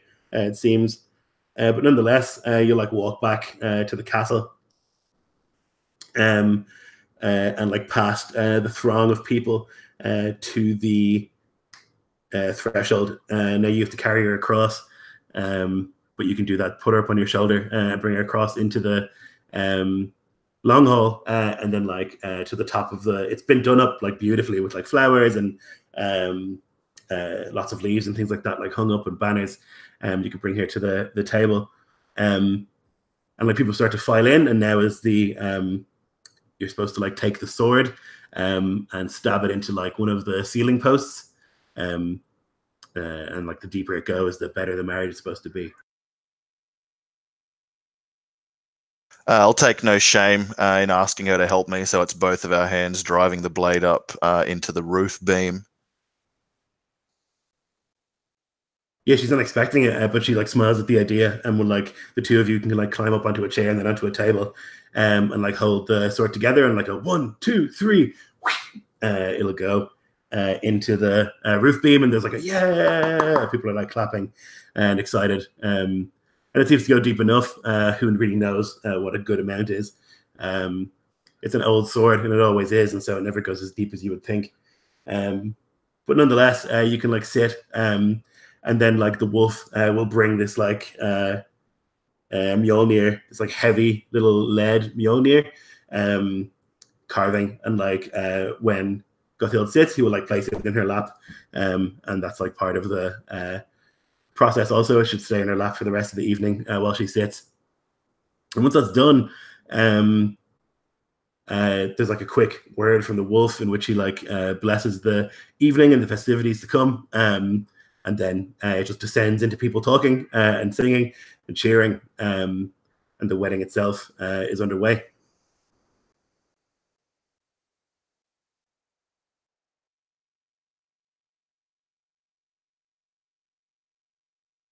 Skelmod will enjoy himself and smile at the band and take platters of meat around to the different parties, making sure to personally honor like each person of import and sharing words with them.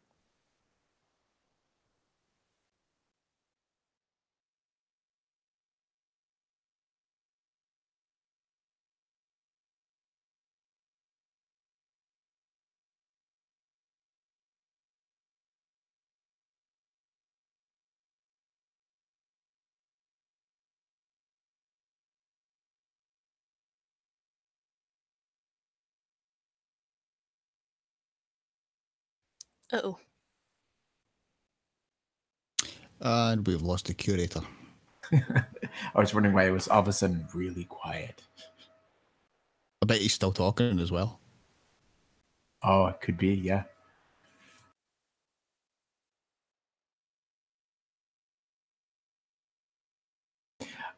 I don't know who is Hello. who.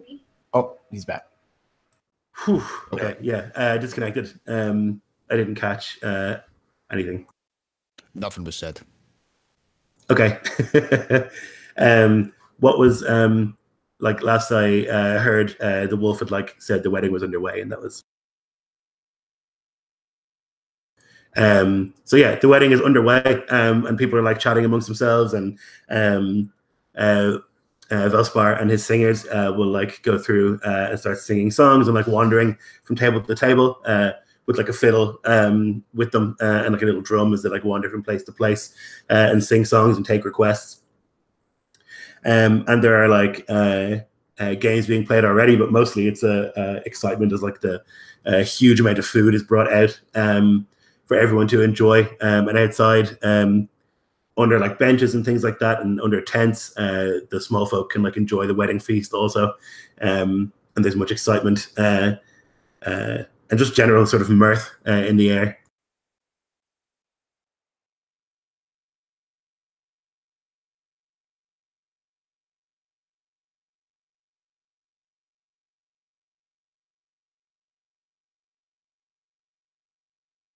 The various like thanes and eldermen will like come to you, Skelmod and Gothild, and like give their congratulations and sort of like affirm their like servitude and loyalty as the kind of night starts to go on and the courses continue coming.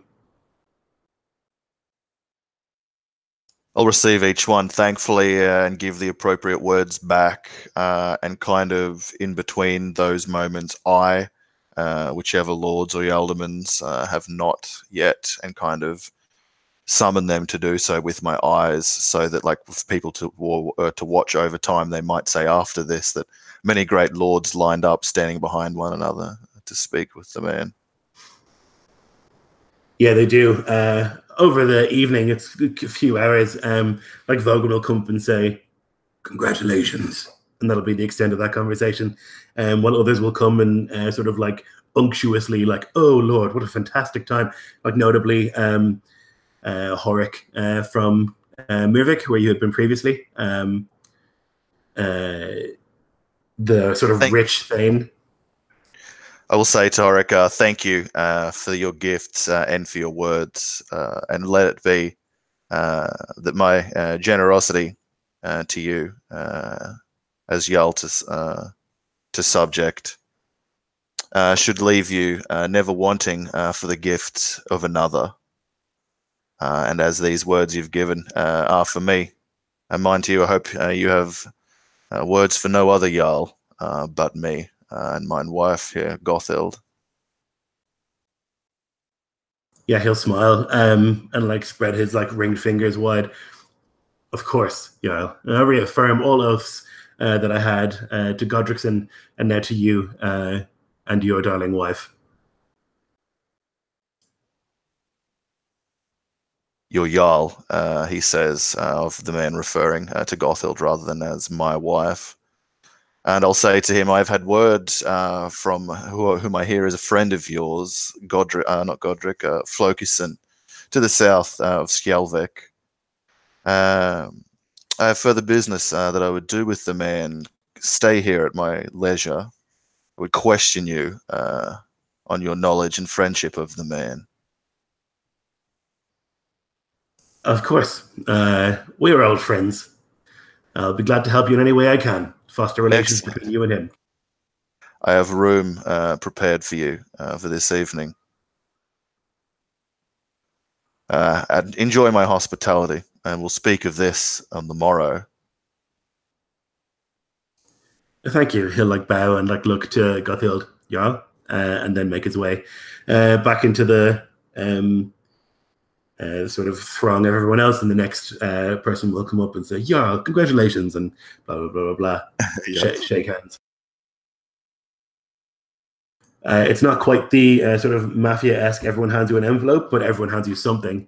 and like most of the time it's like a little piece of silver here or there, or sometimes it's like a guarantee, things like that.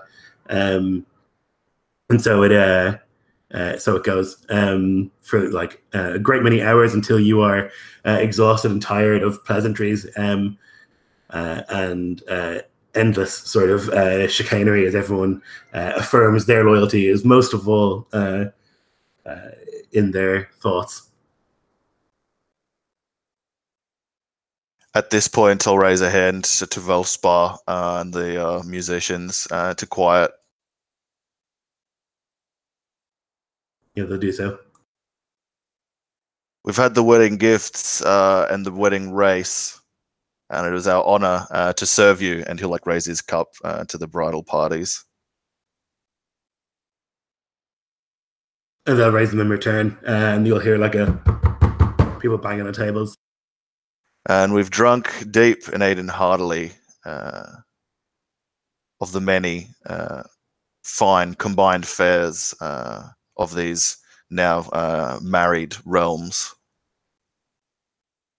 But this wedding is not complete without a roast, a toast, and a boast. And at that, he'll kind of give a nod to Valspar to initiate that and to take it from here. Yeah, the fiddle will begin playing again, and he'll like explain the process that each person is to begin, who wants to take part in the saying of a boast, something that they have done or claim to have done. Thereafter, a toast in thanks to the gods, or to you, or to the Jarl Essa, the Jarl-S, I don't know what it is, the Jarl. Yeah, in thanks to something, to the gods, something like that. And then finally, a good-natured roast, poking fun at someone here, though the insult should be without barbs, he says. And he himself will begin with a boast and say that I myself have drank from the very mead of poems, the blood of Quasir, the god of poetry. I have drank deeply of it. And there is no single tale that I do not know. There is no song that I cannot sing. I wager that I am the most knowledgeable, and boast that I am the most poetic of all singers in this hall. He'll say sort of humbly at the end, and everyone does like, oh, and like claps. Skelmar will laugh and clap and like raise and slosh his drink and encourage the others to do so as well. Yeah, there's people all over like stand up and like make boasts. Lots of warriors just making boasts that they killed this man, or or that they like sailed through X storm and fought in this battle. There's a lot of that goes around, and it goes on like that for quite some time.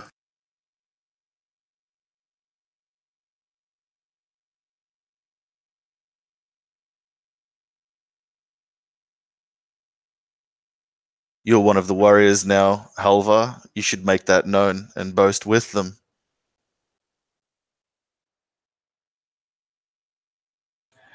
Halvar's kind of shaken from his daydreaming, and he nods to the Jarl, gets up, and he kind of sways on his feet, having drained quite a few horns of mead, and he bangs it on the table.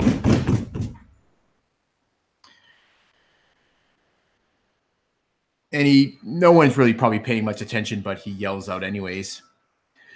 Do not be fooled by my young visage. And he sways, and a little bit of spittle on the edge of his lip. I am a great warrior of my own right. In my village, I once slew the great boar, Kolovich, with not a spear. He puts a hand down and kind of steady himself on the table. Not an axe, but with my simple words. And he immediately looks at, I can't remember the guy's name that said that his words were the best and the strongest. Oh, Velspar. Yes, Velspar. And he gives him that look, and he gives him a wink. And then he drains what meat he has left in his horn, and he falls back to his seat. Just like a good-natured laugh that comes from everybody. And like Grim like looks at you and like rolls his eyes like, this kid, unbelievable, pissed already. But everyone's kind of like, yeah, get into the spirit of it. Blonde Magni will stand and like rub at his eye. He's obviously like a little bit tired already, but he'll like drink from his mead horn and like stand until there's a quiet that comes over the place. I've killed men in all the lands of Viscloft. Every kind of man, from Iscolfin Arrives to Skraelings in the far north, all the way to the mannerly and polite warriors of Sodderfjord in the south. If there's a kind of man in this world, I've fucking killed them.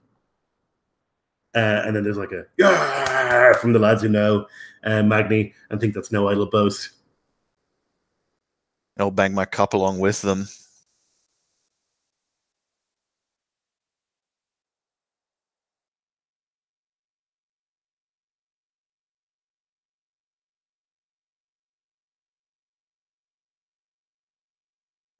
After the moment of quiet, Torvald will stand and he'll like look around and he'll like smile and his scars will crease. I do have a boast here that I think no other can claim. Maybe it would have been a claim of shame rather than of boast.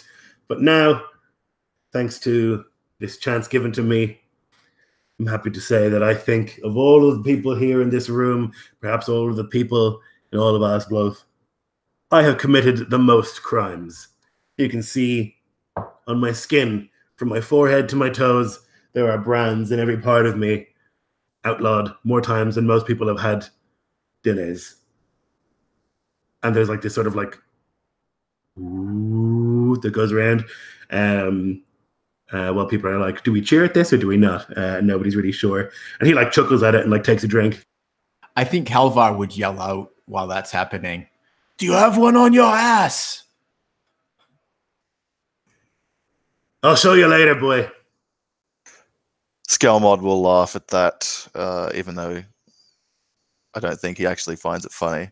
But seize the moment to try and make people like laugh at the joke and focus on that rather than what that man just said.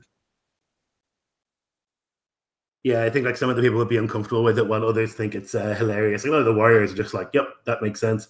But some of the like the well-to-do people are like, oh, a criminal? Ugh.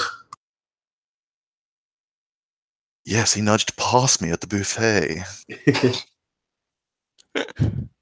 That got me, Nico. Thorin would stand up. Aye, you've killed men.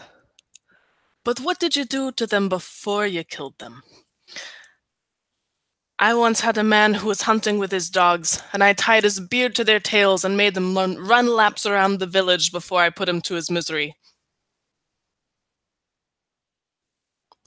There's like this chuckle from people. Yes, God laughs at that. Bangs his cup. Helvar does this too. He doesn't think that he didn't think that Torwin would have such a sense of humor. Yeah, I don't think Gothild would either, and so Skelmod will kind of give her this straight face and say, "No, it's true, I was there," like matter of factly, to try and get her to laugh as well, so people will see everyone laugh. Yeah, she will. She's trying to keep it together most of the time, but yeah, at that sort of like straight man routine, she'll crack a smile.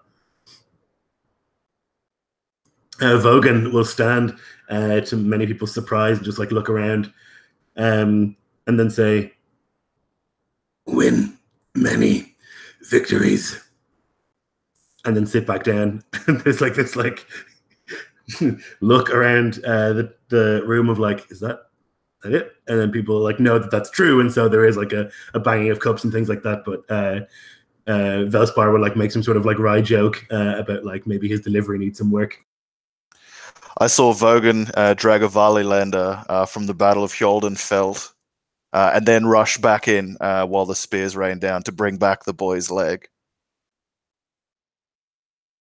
And the reason the gods marred his voice so is because otherwise the man could boast forever the deeds he's done in service to the king these past decades, and he'll raise a cup and boast for Vogan. Yeah, he looks at you, and there's like a smile comes across his gaunt face, and he'll raise a cup in thanks. And like many of the warriors with him, but also like of your own who would like know of him, would like agree and raise their cups, somewhat more solemnly, but still like cheerfully.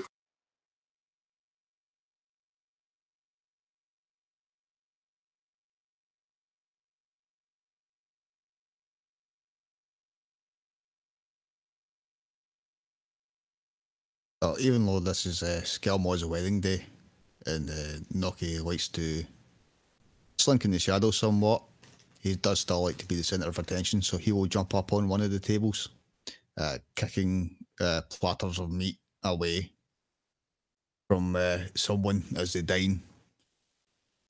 Raise his arms up. Some of you know me, and some have not yet had the pleasure. They call me Noki. Noki the Humble. I see you there, blonde Magni, shaking your head with a wry smile. But it is true. Bullshit! No, it's true. See, they call me Humble because I'm not a boasting man. No, not really. I'm not one who brags and blows with tales of his own legend. They call me Humble because I wouldn't boast about charging into battle, drunk on the thrill of combat, riding a horse that breathed fire and smoke.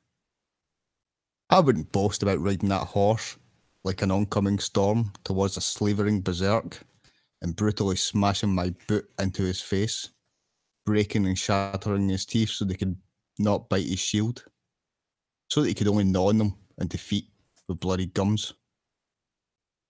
I wouldn't boast about leaping from the horse and flying, no, soaring above the battle through the air like a hawk, diving down to strike with talons of cold iron, rending and slashing. I wouldn't boast about the score I slew or the sea of blood I spilled upon the mud as I rushed forward impervious to the sting of swords. I wouldn't boast because, as you know, and as you now know, I am Noki, the Humble. And besides, there are skills to do all that for me.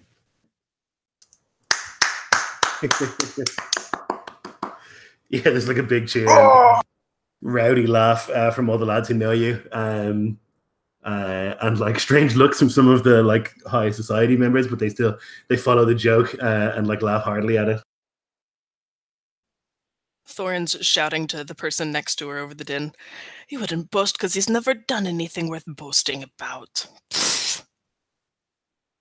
But she has a smile on her face.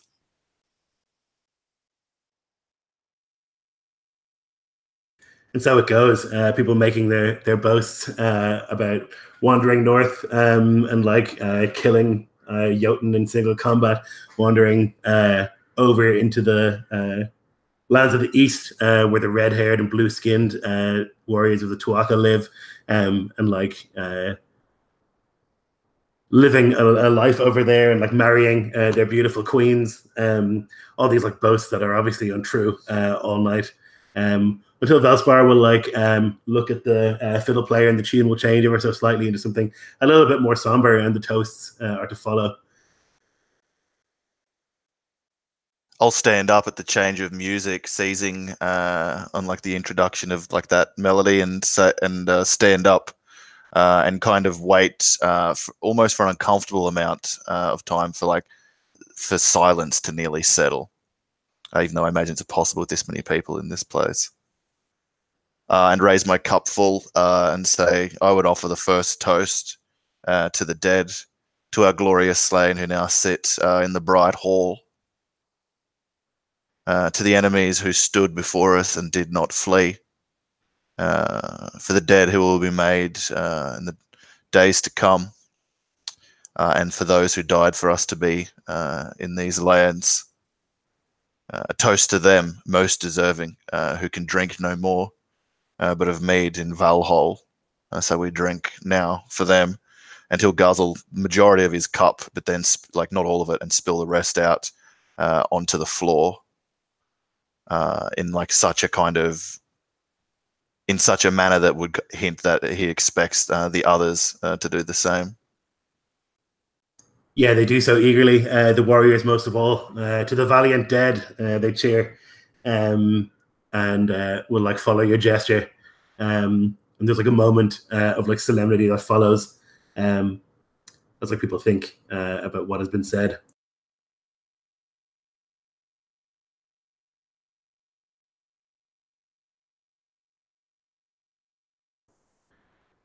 Torvald will stand again, and he'll like look around and say, "There are not many men in this world who like to give a second chance. And there are almost none in this world who will give a man a 50th chance. And yet Skjalmod saw in me, in mine, a want for something more, and he offered us that chance. And so, a toast to Skjalmod and 50th chances." And he'll like raise his mead horn and drink.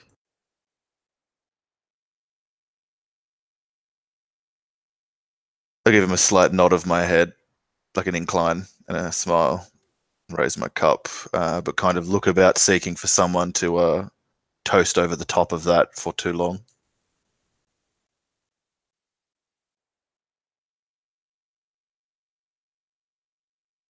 Well, Noki is still standing on the table. He hasn't moved from the position. Quickly, get this man some mead. Yeah, he motions for a cup to be filled and raises it. As you heard, I am humble, so I will not toast myself, but all of you who have gathered here today. And further, I will toast and ask you all to raise your cups and voices high to do the same.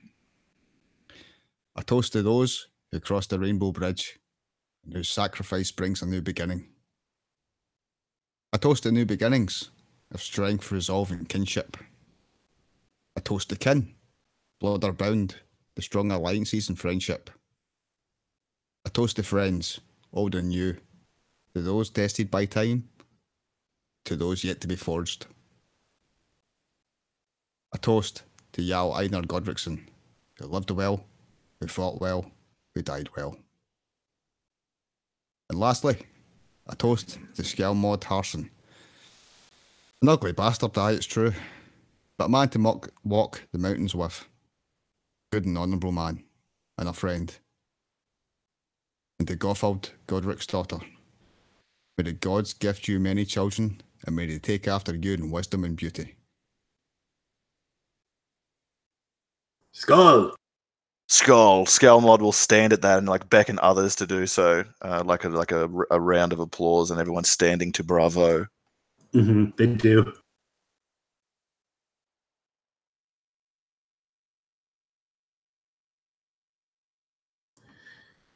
As it like dies down, there's a man stands in like the back of the hall, and as he does, and like the eyes start to focus on him, Gothild's hand will like grab yours, Skjalmod, and she'll give you this look.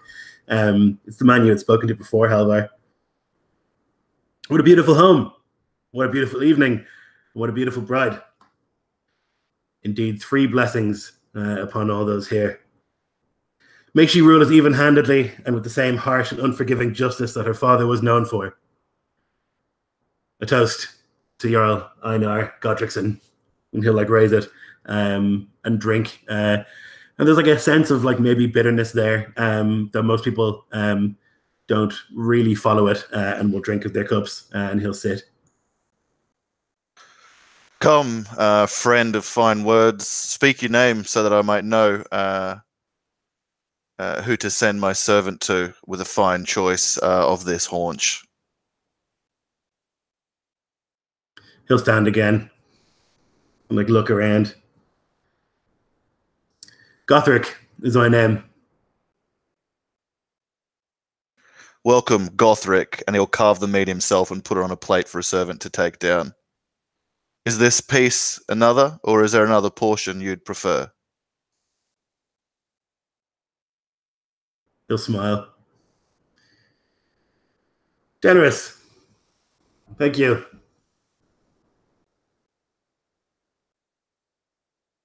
He'll look to Gothild and won't say with his mouth, but rather with his eyes, who is that man? He bears a likeness to her and her father. He looks like he might be family of some kind. She would like quietly say to you, my uncle. You have a likeness to Einar, who was my brother in battle.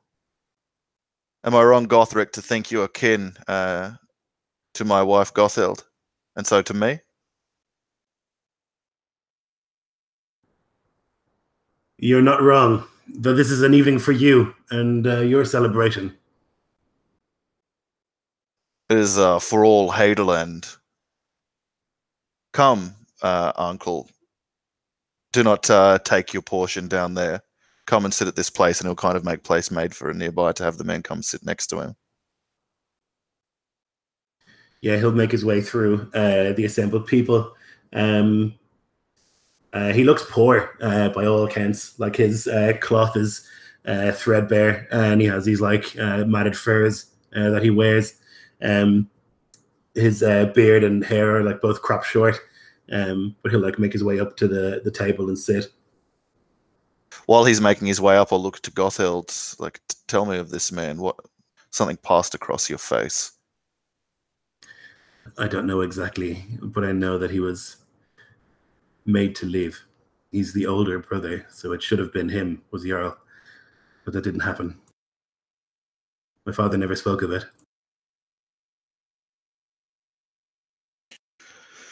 Gothric, come, sit.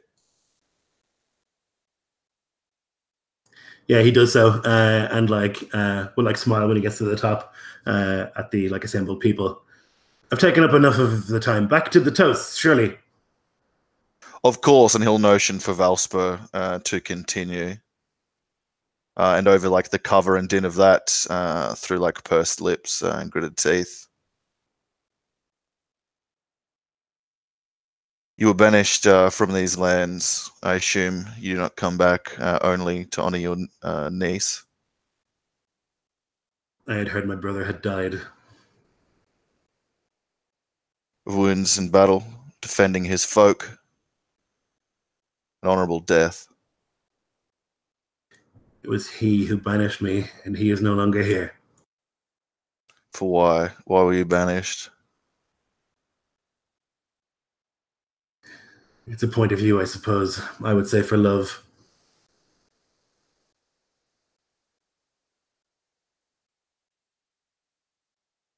You loved Gothild's mother? No. Well, yes, but that's not why. I loved her as a sister.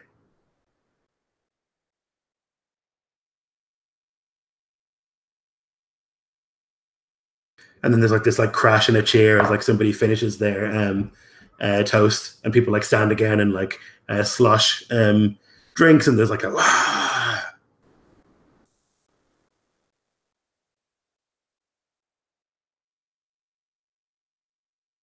I'm not sure before that the last cheer if the din would be too loud, or if Halvar would be close enough to hear that last bit from Gothric. yeah, potentially, I guess. So maybe he catches the last end of it, and kind of through that the haze that is already slowly, or the muddle that is starting to take over his mind. He leans in and he says, "Well, who then did you love?"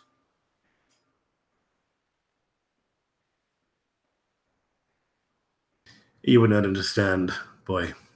None of you would. Will not understand if you do not say. He just presses the question, probably something you probably wouldn't normally do.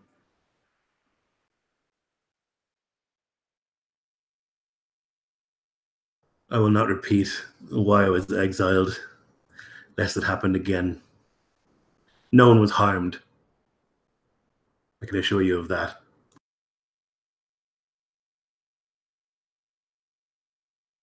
Only the pride of my brother.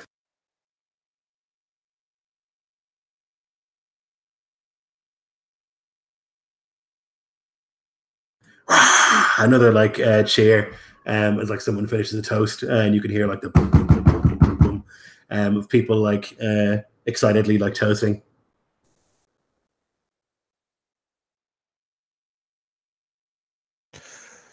Thank you for your candor, Gothric. Come, eat and drink, enjoy this merriment.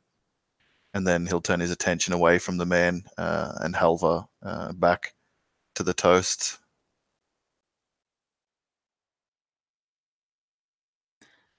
Thorin stands, cup in her hand. To the gods, but most especially to Tyr, the god of war and of law and justice. Tyr who sacrificed a hand, Skjalmod who sacrificed an arm. May Tyr guide you and be with you all the days. To the gods, Skull! He'll join in with the others.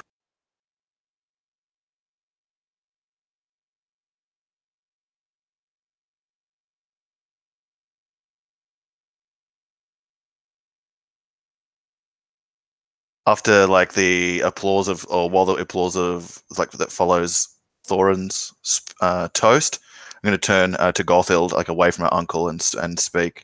You've heard nothing of why this man was exiled, why your father would drive him away. He says it was for pride and love, or your father's pride and for this man's love. No, he did not say. I only knew him as a child. He's been gone for a long time. He said that he committed some act and had to be exiled for it.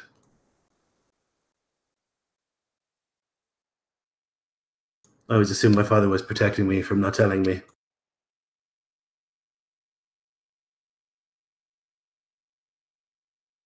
Who would know? Who here older than you in this place would know? She like scratches her head and thinks about it. She like thinks of the old warriors, and she'd like name one or two. One of them would be Grim, who's been here since Einar would have been young. Halvar, go and fill a horn with fine mead. Take it to Grim. Say I'd speak with him here. Halvar would nod his head and push himself up and make his way over to fulfill his words. Forgive me if I'm wrong, Lloyd, but is there something in Gothild's tone that would unsettle Skjalmod? Or am I just being paranoid?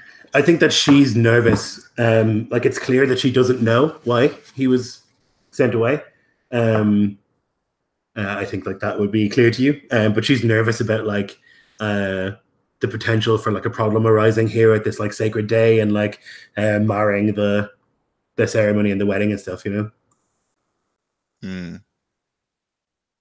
Tell me if there's anything that I can do to improve your disposition, like see this man away from the table, or if you wish to be from like the feast and toast, like whatever it is, just say it.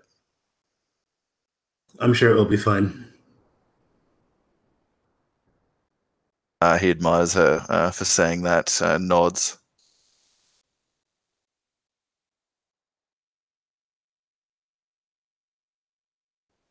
And we'll like say, oh, sorry, you go. I was just going to say, if there's not another toast of note, he'll like excuse himself briefly as if like going to like the privy or to get other food or something, but kind of give Nocky that like, come on. I just want to talk to you over here a second.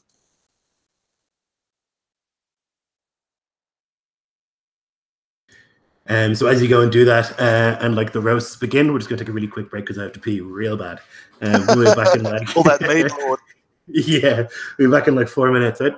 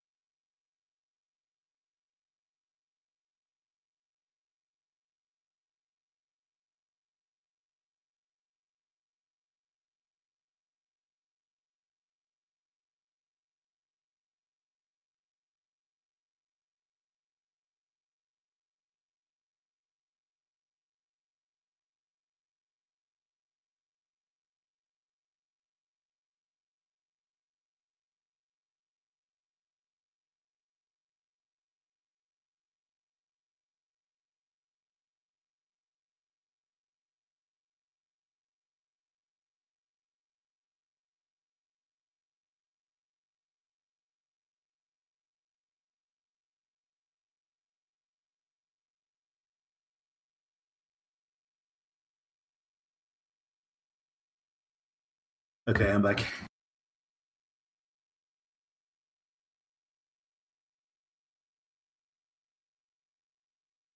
It's never just a guy. Sometimes it's just a guy, but not this time. Nope, it's never just a guy. If he's there, there's something going on. I'm convinced of it. Check out Wanderer.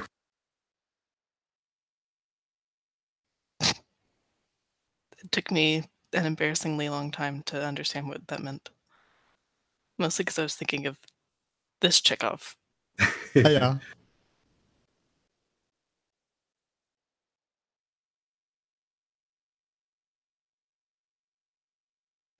Like, no, Chex was a wanderer in our last campaign, not this one.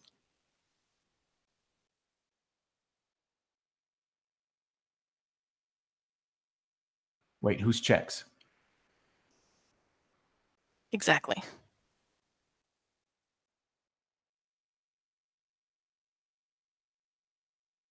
Enigma wrapped with an enigma.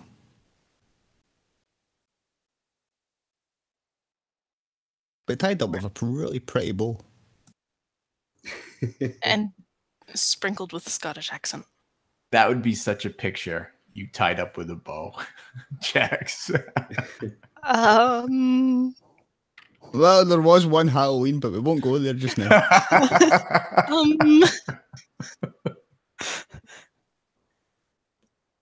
Oh boy.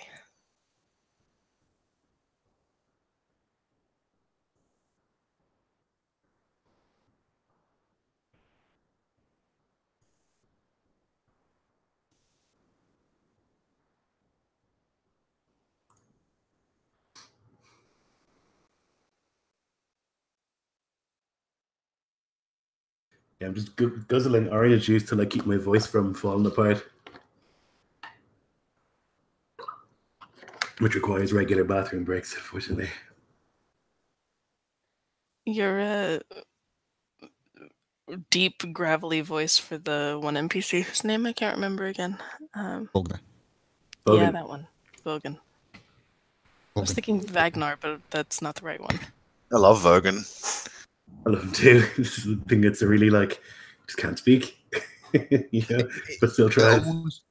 It puts me in mind of the you know that voice box. Yes. Yeah. Yep. Exactly. Yeah. He's like just about able to grunt a word now and then. Yeah.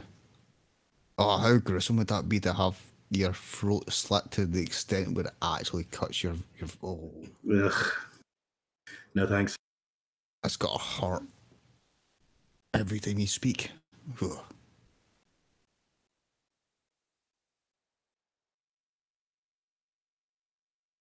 Okay, so we're back, and Skiamat has like stepped away from the top table to have a quick word with Nucky. Yeah, I want to wait there till Grim comes over. Yeah, he'll have a troubled look in his face as he like approaches. Yeah. Grim, tell me, what do you know of Gothric, Einar's brother? He was banished.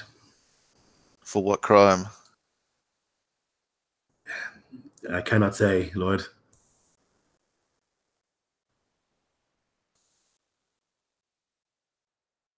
I swore not to speak of it. Is there one who knows who did not swear? Godswick himself, probably. It was sworn by Einar.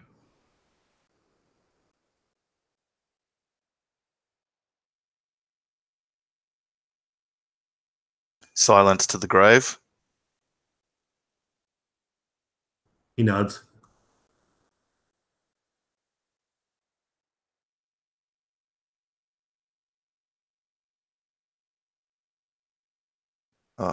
When the roasts are done and people begin, when the festivities are over and people begin to peel away, we'll speak with Gothric, us three. He looks uncomfortable at the idea, but nods.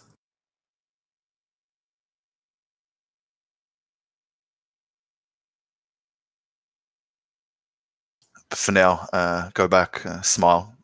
Think not of this till then. As you say, he'll make his way back. And like some warrior will like call his name, and he'll like raise a hand and sort of like approach a bit more joyfully.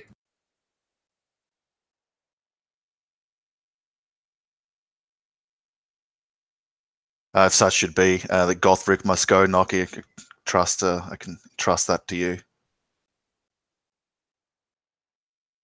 You always know my blade is yours.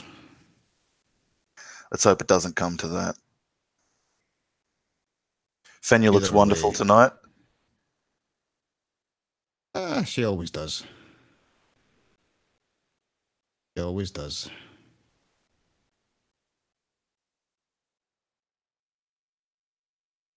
But as does your bride. She's radiant in her way. The mantle of Jarl suits her. And the garlands of Freya. Think you're a lucky man, Skelmod. Maybe luckier than you think you are. Ours is not a love like yours is a love, but still a love nonetheless.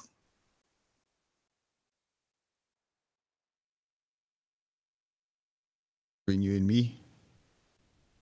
Ours isn't a love. You think is a love. That's the way of it.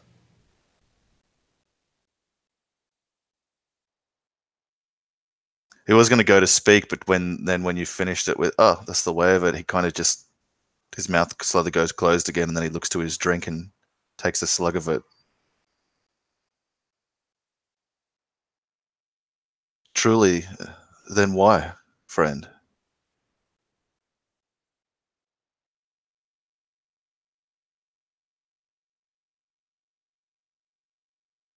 Why do you mean?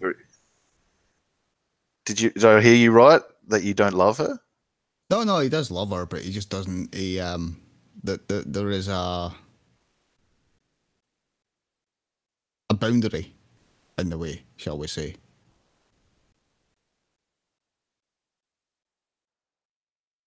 You probably know it better than anybody who watches this with the killing of her father, and his guilt for that.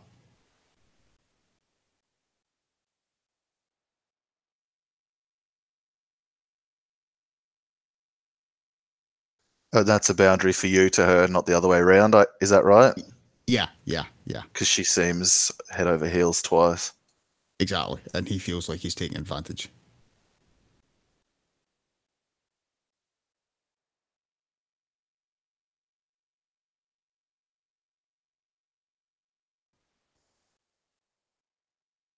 You're a man of better wit and word than me, so there's no need for me to tell you if there's a stone in the field you want to plow, you have to dig it out.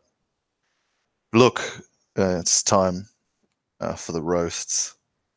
And Nocky the Humble should not disappoint, eh? Forever humble. It's my curse. And Skalmark will go back with Nocky to the table.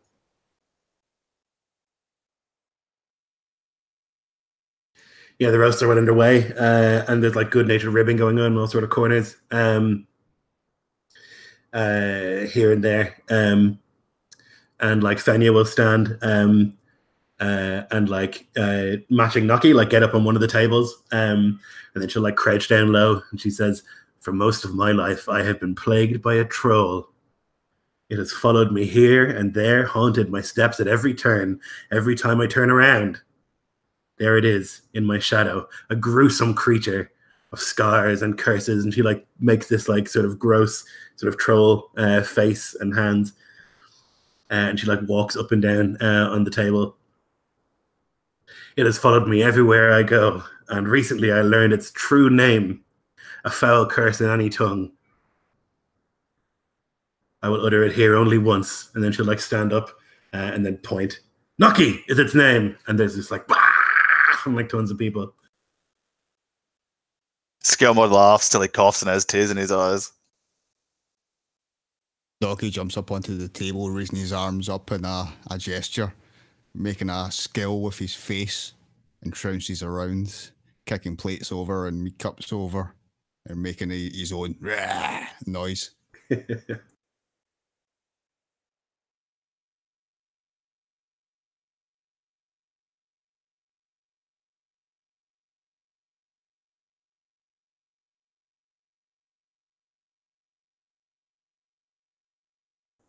Magni will stand. He'll won't get on the table, but he'll stand nonetheless and hold his horn. And he'll say, "Of all of the warriors in Skjelmod's command, and of them there are a great many, there is one who is plagued by chance, a baby, a child, who somehow, thanks to the blessing of the gods and certainly not of his own skill, has slain two great warriors.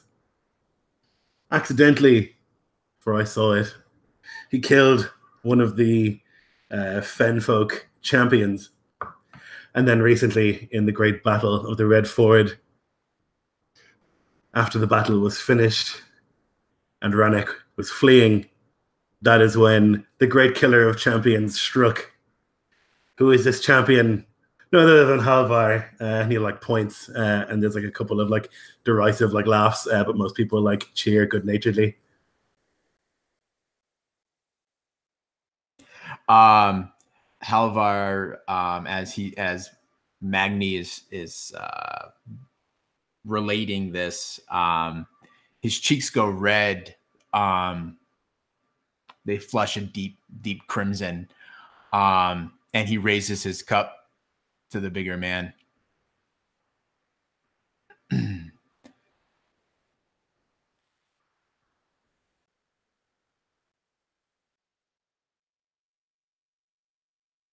Skjelmod nods approvingly at the manner in which Halvar conducts himself and raises a cup and laughs along with the others and tries to kind of immerse himself back into the festivities after the grim conversation earlier.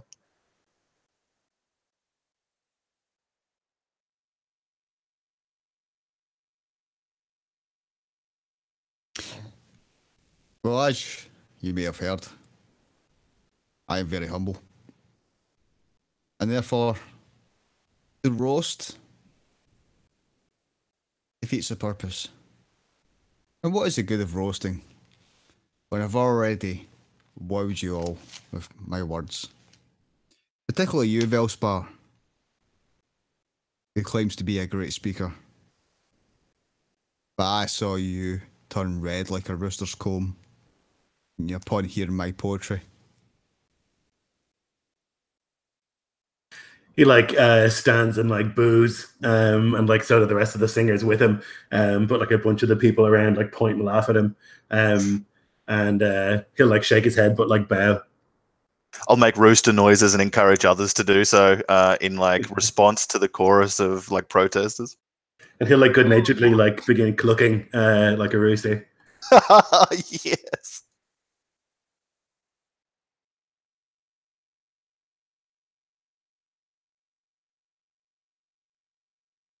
Vogan will stand and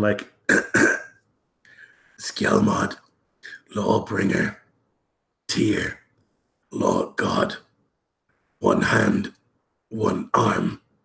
And then he'll nod as if that's hilarious. He's obviously heard that joke somewhere. And then we'll sit and there'll be cheers from people. I'll raise my hand to the man.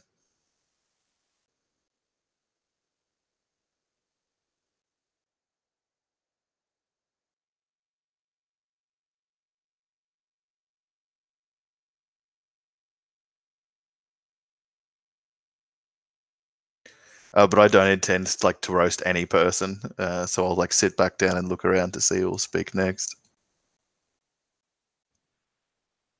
Thorn is watching, but she's watching Torvald. She's seen Skjelmod's face and the clench in his jaw every time Torvald speaks, and so she's anticipating speaking after him if he intends to roast.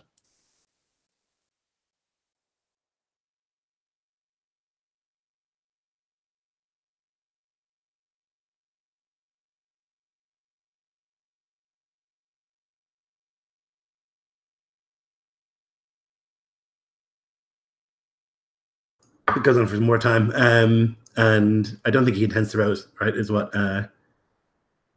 Nico had said. But it'll go on, and people will continue, good-naturedly, mostly good-naturedly, like brutally chastising each other.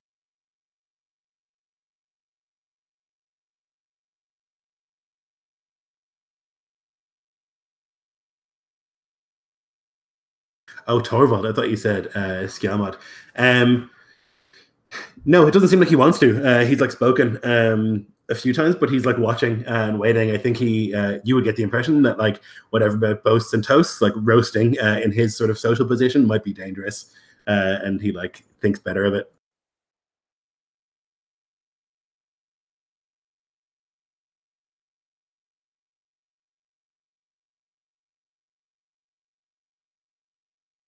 I think Halvar would be just leaning back, not even drinking from this new horn of mead that he has. He seems almost dour, melancholy after the roast. He was good-natured at first, but he can't help his young mind just starts lamenting a bit and thinking about the battle back in the fens.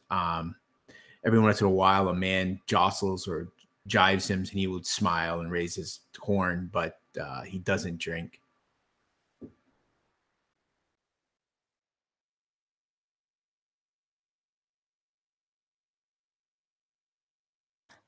Thorin stands up, and she catches Skjalmod's eye, and there's this twinkle.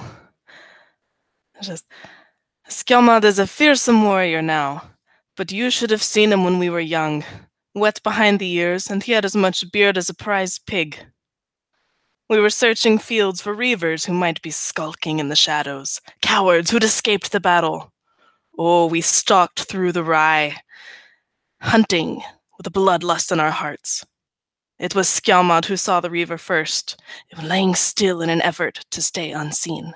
A fearsome thing to watch Skjalmod set upon the man, pinning him to the ground, hacking and slashing and delivering blow after blow.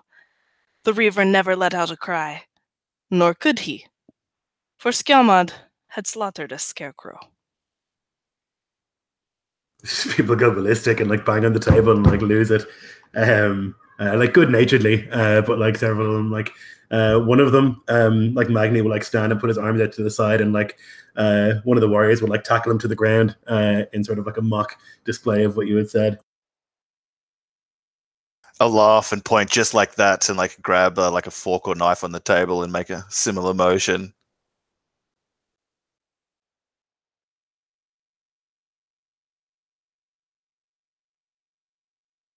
Noki will circle Magni and the other jester and make caw, caw noises round about them as they wrestle on the ground. Yeah, I think that would bring Halvar out of it, and he would join in with Noki and start cawing with other men.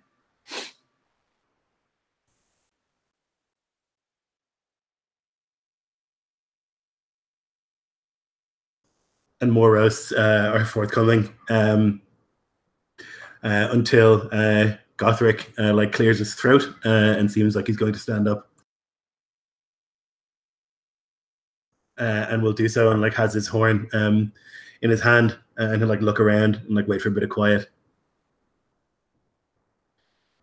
Gothild's father prided himself on loving his family, on being a good father and husband, and showing love and kindness.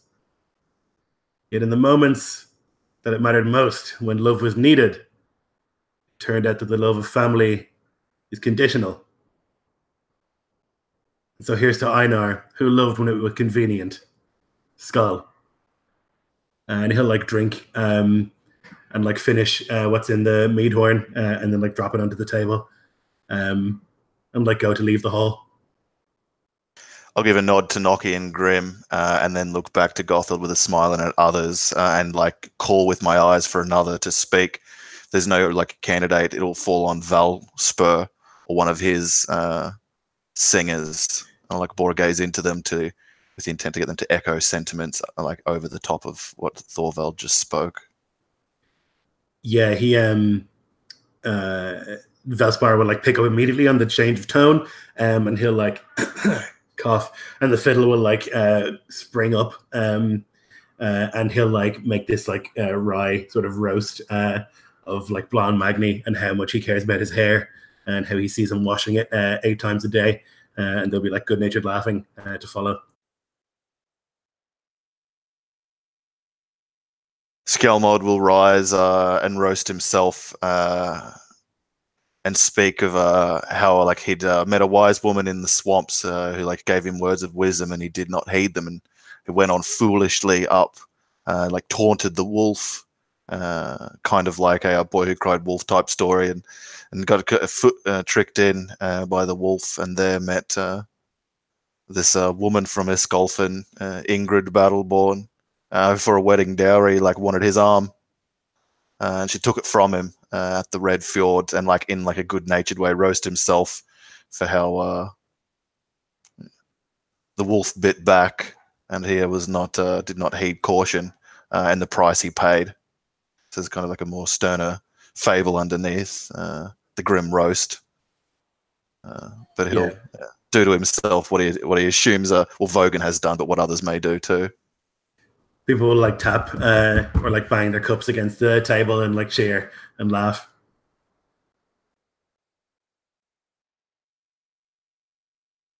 Outside, Nucky, you've like slunk your way through the crowd and out the door, and it's like cold and bracing out here with a little bit of snow falling, and you can see Gothric like he's just like stepped outside, and he's like, imagine like the steps leading down from the long hall, there's like a bit of stone, like an outcropping on either side where you could stand, like look down over the castle, and he's like squatting at the side of one of those, and he'll like hear you approach and turn.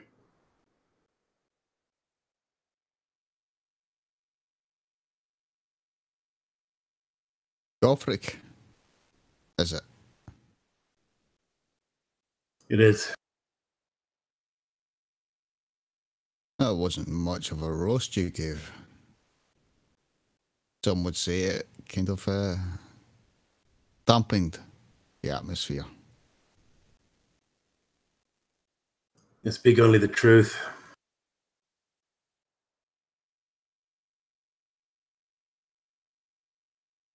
You're a man of heavy burden. You have no idea.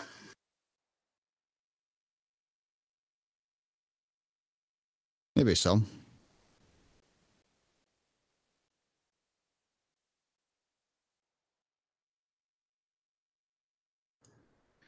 He like looks at you and like takes in the brands and like your general appearance. Maybe some. Some's enough to find common ground. Maybe, though I reckon your crimes were by choice. You'd reckon wrong.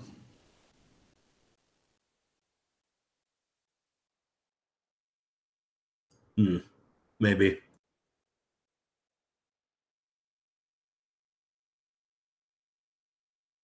What's your purpose here? Truly.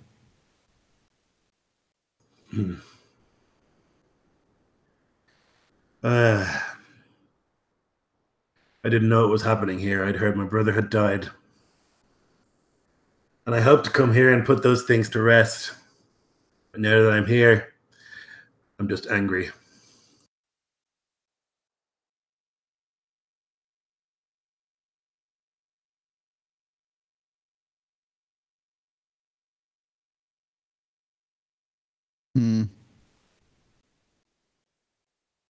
That's common when someone close dies.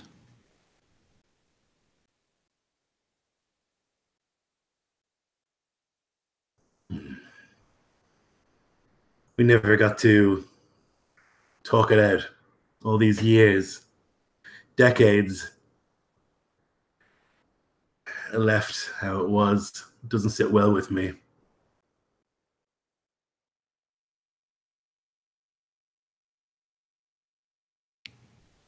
Yep. Nothing's going to change that now.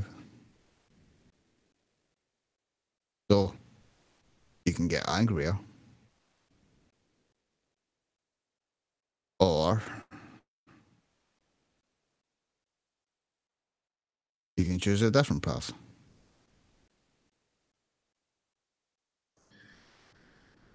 He stands up, still looking away from you and out towards the city below. I've better claim on this place than she does. That's not why I'm here. And words like that will make me throw you over that wall. You know that.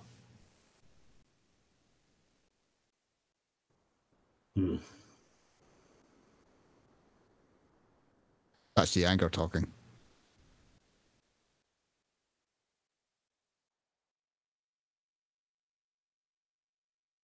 It seems to talk a lot for me.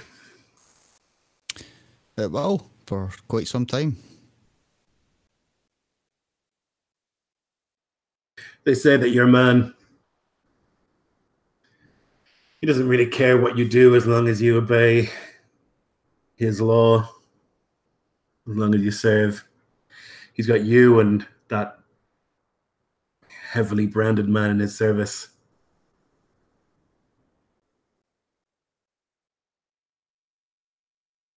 I've committed no crime since I've been under Skilmore's service. I can say that with an oath to the gods. And what of a crime that has no victim except those? He shakes his head and looks back out.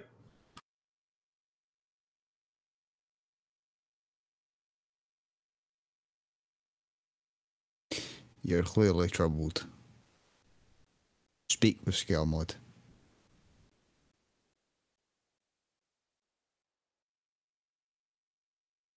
Speak with him and see what he has to say.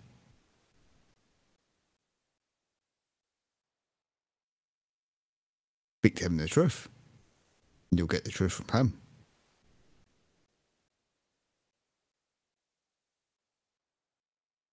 Maybe. There's I've no taken maybe. you away from the festivities. You should go back and enjoy yourself. There is no maybe. You make your choice now. Here, at this moment, you make your choice now.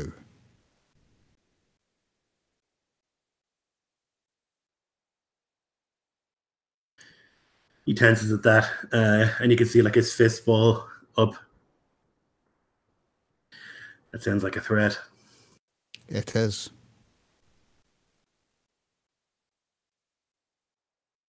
If I was younger, I'll speak to your man.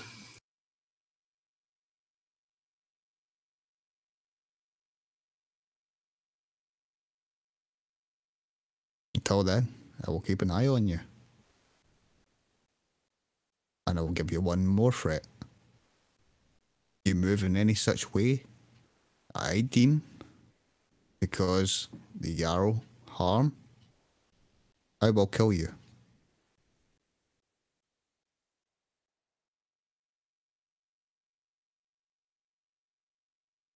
That He includes a nods. lie.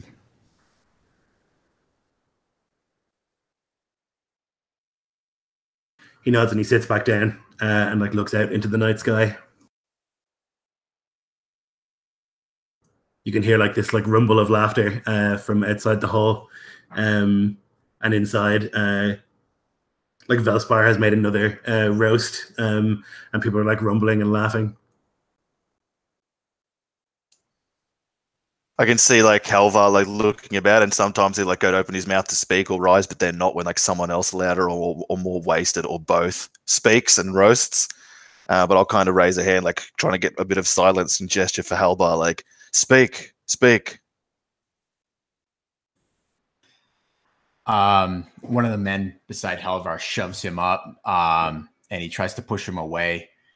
There's a moment pause when he realizes everyone or near everyone in the hall is looking at him. It is true that I have not known my lord as long as many others here have. But there's a little fact that I bet many of you do not know. But I do. And I will share it with you here in this hall tonight. He is a lover of art. Yes, he does not wear much in the way of rings or torques. His prize is much more precious than that. I think it is magic, but he does not say so to me. It is a living statue of beauty. A statue that can move and speak just like us. But the statue, nonetheless, it has no feelings. It might as well be standing stone. Is that not right, Doran? And he would laugh at his own jest. Yeah, a bunch of the lads will laugh with you. Magni, most of all, he'll like slap his knee and like point. Thorin is laughing too.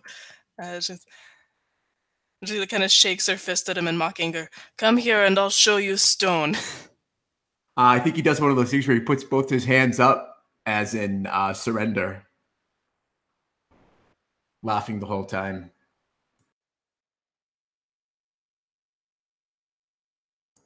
And so the roasting kind of continues until it's declared finished and the boast roast toast is complete. And like the last thing to happen of an evening like this is the bedding ceremony. And so like people will begin like clapping and cheering and singing, and Velspar will like lead a song, and like people will move over towards Gothild and Skjalmod and like begin like picking them up and like bringing them up the stairs in this like insane like scramble, and like carrying them and lifting them and like taking clothes off them as they like run them up towards the bedchamber. And like the fiddle is like following, and Velspar is like trying to keep up and sing and run up the stairs as all these people are like singing and chanting, and people are being brought upstairs.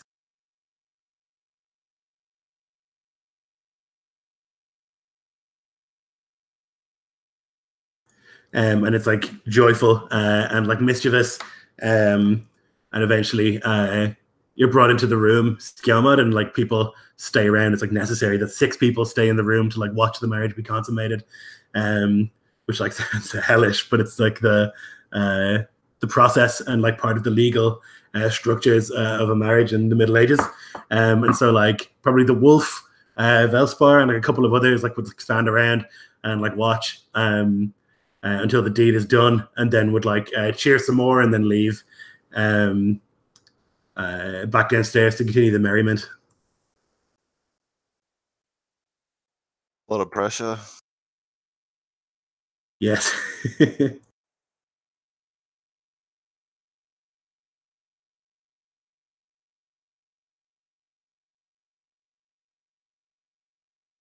And so it continues. The festivities like downstairs will continue, and songs are sung, and like very quickly like wrestling matches break out and people start fighting and like playing the braid game with like some of the less popular thralls, where you tie or braid the thralls' hairs and like tie them.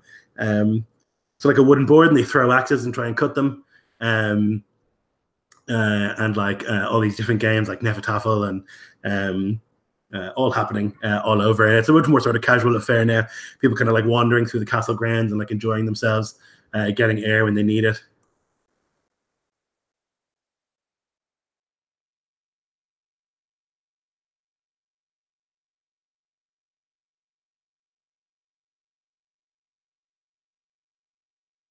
And so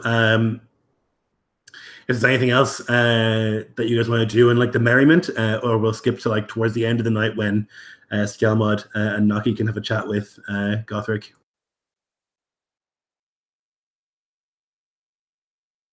Skjalmod would just spend time with Gothild for well after the observers have left. And if she wants to go back to the festivities or stay, then that will be so. But after a bit of time after that, either way, I'll go out to the courtyards to try and find Grim and Nocky. And make sure there are guards on Gothhild's room, of course. Yeah. I kind of get a sense at some point Nocky would maybe send Grim away for a while. I think there's someone he can talk to in Gothric. You would have noticed, Nocky, that like Grim and Gothric like have never spoken to each other at all or made eye contact or anything. Like they won't look at each other. Huh. So like obviously they both know what happened. I think that just makes it more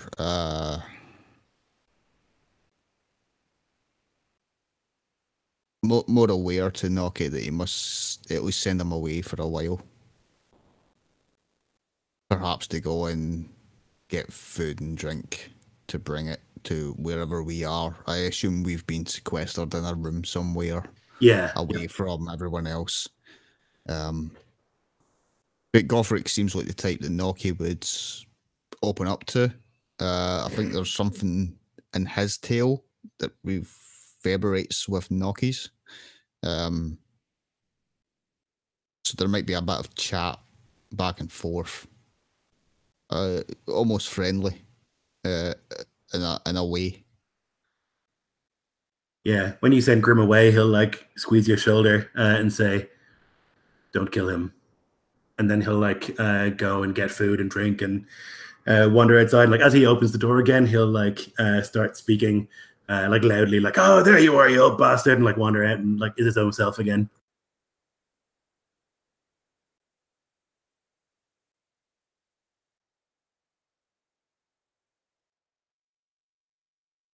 Skelmot, I guess you'd like pass by Thorin like battering some warrior at wrestling, and you see like Halvar probably throwing up into a bucket as you make your way down.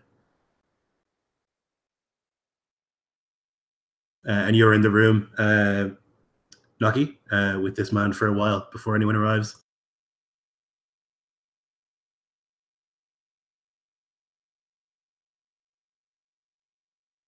You did something that got you banished there. Yep. I know what that's like in a way. Pulls the world straight out from under you. And then you're just falling.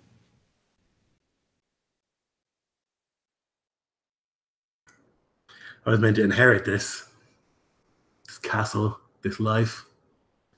And instead, I spent 25 years walking. Well, I don't know what your crime was, but would it be worth it to have this place? Given the chance, I'd commit the crime again. Then why are you here? Because I know I had very particular ideas about things. And as I said, his love was conditional. And I think it hurt him more than anyone that our perfect family was not so perfect. Maybe there's a chance now. Maybe. There's no such thing as perfect. Outwardly, there is. When people look at a Jarl's family, they see bliss. When people look at a Jarl's family, they do so through veils of jealousy. They see what they might have. That's half Exactly. the battle of being a Jarl. And it's important that they keep thinking they want it and that the Jarls have it better. As I had said before, despite all of this power, maybe the Jarl is less free than the small folk. Possibly.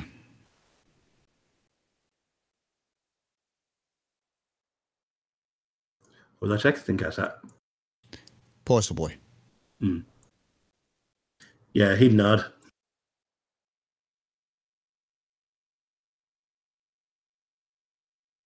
Do you still want to lay claim to this place? Even now? He shrugs. Seems like it's in good hands. I would like to live here, no longer have to live in the side of the road, live in ditches. Fear for my safety all the days. You may not believe me, but I know what that's like. Well, that part I can believe.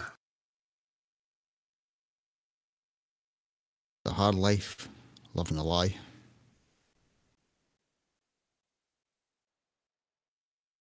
His eyes would narrow.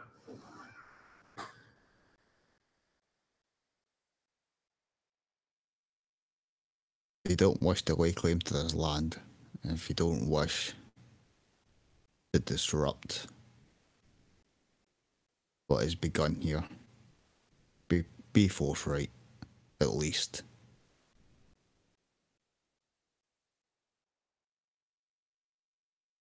Gilm was a good man. He rewards honesty. But I wasn't lying when I said, I will kill you if you lie. I'm not a good man. No, I can see that. I'm trying, but I have a ways to go. Don't we all?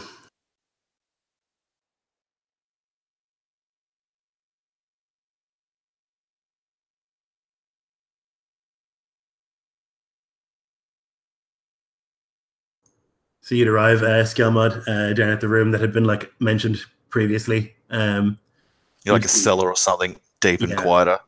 Yep. You'd probably pass Grim, who's like drinking at a table. He'd like look to you, somewhat concerned as you like pass and head down the stairs.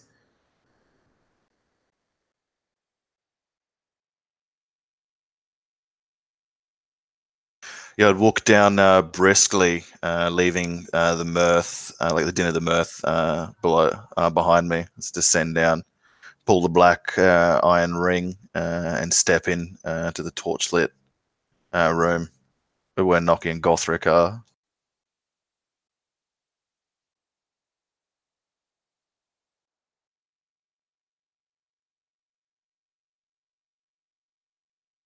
Speak plain to me, Gothric. Why are you here? No designs on your castle or on your rulership. But this is my home. Born here, and I grew up here. And I'd like to And live we're here. banished from here. For a victimless crime, Skelmod. What crime? Speak it true. I have a bride, a bed, your own niece, but cannot sleep for the rock you've put under my pillow. Love. What is love? There's so many loves. Which love? The kind that gets you banished. Adulterer. Not so. You lay with a man? He like closes his eyes and nods. And I banished you for this? Yes.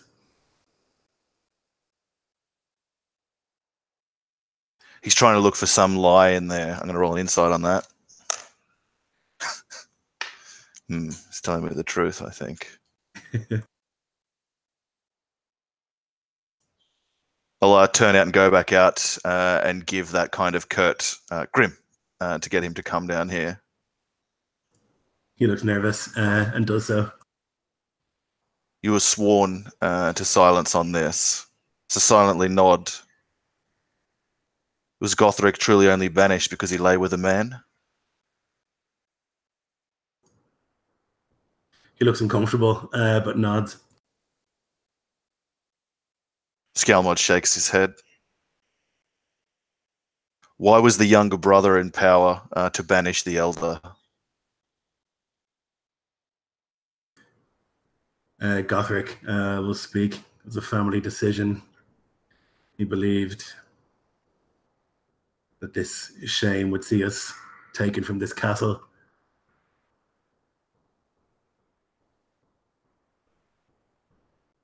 Was he right to think that you could not marry a woman and bear children? He was quite a particular man. The insult of it, he found distasteful. And so you come back here with rife, distasteful roasts of Einar. His ghost is fresh, and his daughter wed now to unexpected Yaldum. At her wedding, you speak these words? You think this would somehow lead you back to a home from the road to where you were banished? We're speaking them in his hall. I hope he hears them in Valhall. This is his hall no longer.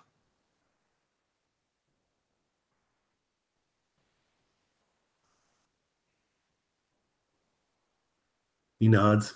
That's true. What do you want? What do I want? Live here without judgment and happiness? That's not possible, I don't think. So failing that, to live here. Certainly a weak introduction to that hope, given your words. Words that you would have slung as a stranger, had I not forced you to name yourself. To this place you'd come from where you were banished, I assume not just for the life of your younger brother, the righteous Jarl of this place, but for your entire mortal span. That's so. So you break a law to come back to insult a dead man at his daughter's wedding and seek for her husband to make a home for you in his castle. He sort of like smiles wryly when you put it that way.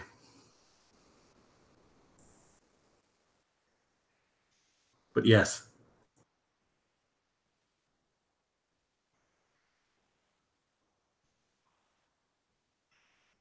I had no chance to speak to my brother before he died, and I want him to know my rage and my heartbreak.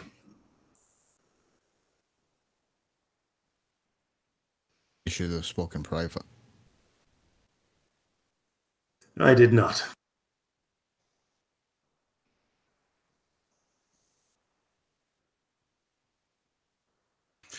Whomever you love or lay with is no concern. Should not influence how you'd be judged, but I still name you a cur to come back once a man is dead to insult his ghost at his daughter's wedding.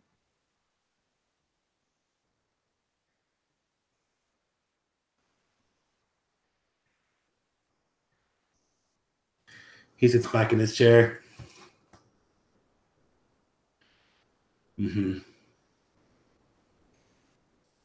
I'll go then.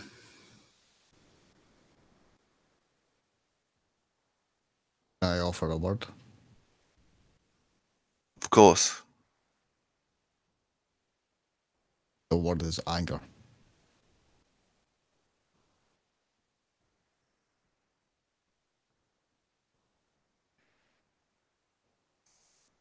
Yeah, Skalmod is full of anger from this.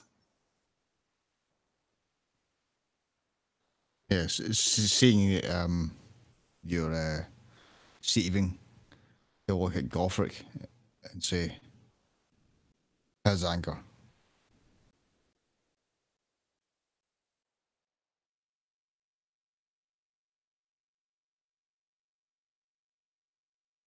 Here, let me demonstrate. And he'll, Noki will actually step forward and he'll shove you, Skalmod. Shove you back like a half a foot and continue shoving you.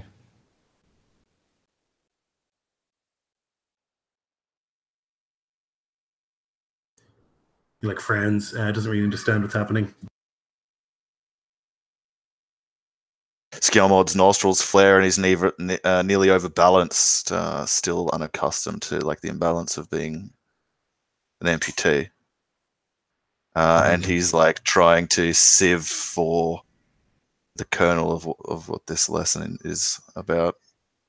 If you were to speak over my cold corpse, what would you say right now with this memory in mind? This memory fresh in your head?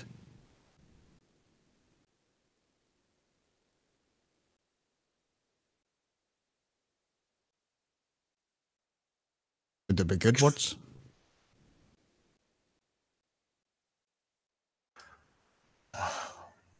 Skelmod's not sure, like the point that he's being led to. Says I would judge you for what I've known of you, of our time, not just these last moments of bravery, and then another shove. It goes from being a shove to a punch in the face.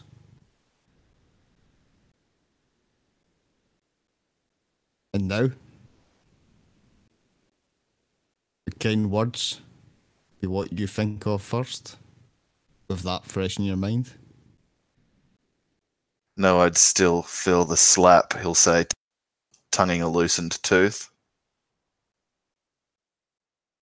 And Nokia will back off and point to Gothric.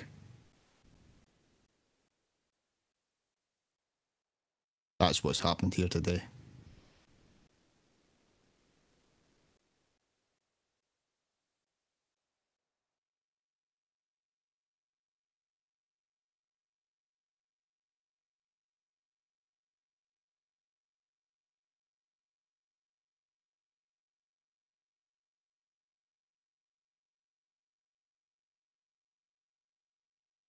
What is to be done with him then, Yaldaman? He's a resource. For what? He's a smart man. He's a broken man. But broken men are always useful. You know this. You have enough of them. I'm sorry, by the way.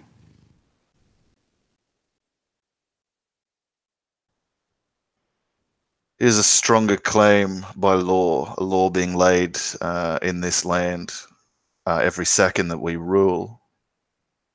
And he Here's a flag. To swear against it. Here's a flag for our opposition to rally around.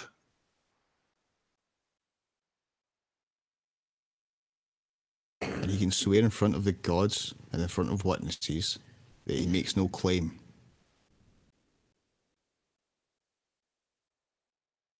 He wants a home.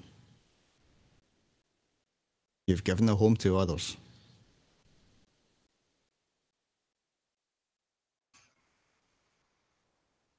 Well, what say you, Gothric?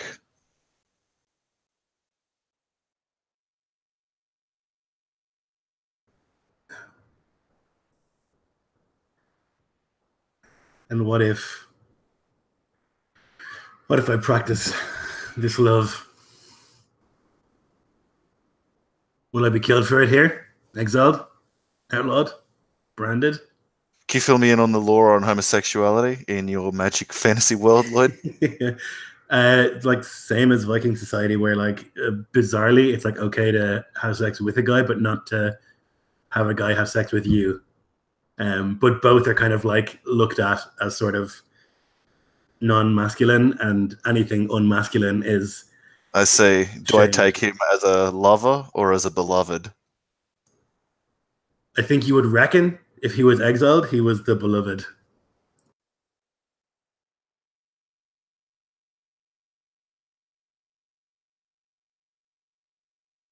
This is tricky. Skelmod's a law-abiding citizen most of the time when it suits him.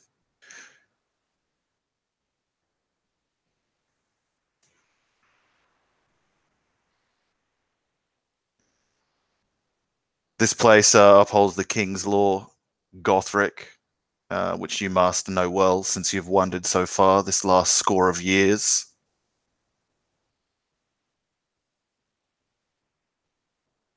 Will not abide lawlessness in my wife's hold fast.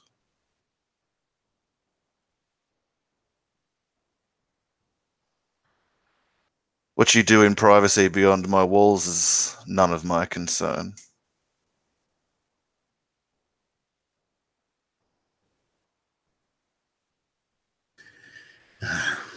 You thought as much.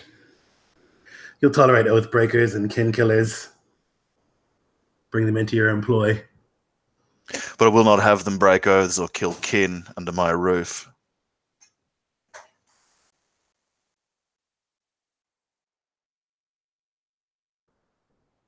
He'll like look up at you and like squint.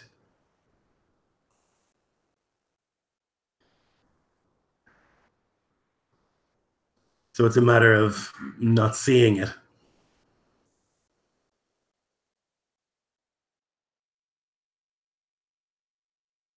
He nods.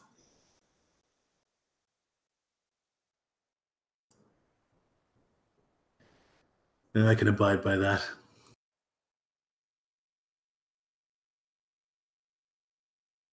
I'll hear a proper oath of that. In the morning, I'm very drunk, and I believe that everyone in this room is. I'll say it now in drunkenness, but I'll confirm it tomorrow in soberness.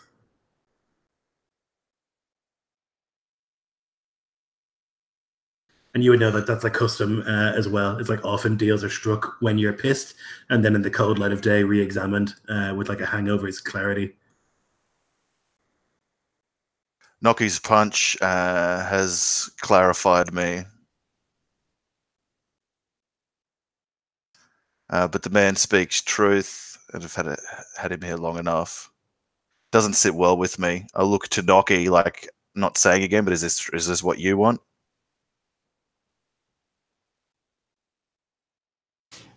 He'll give a nod and a shrug. Then you'll care over him and watch over him till the oath is done. And into your hands as subject, I place him. And then he finally wiggles free the tooth with like a last pull at the twanging nerves. I get it free into his mouth and take the torch and take his leave and go back to Gothild. When he leaves, Grim will sit at the table next to Gothric, and they'll like look to you for a moment. Can I have a word?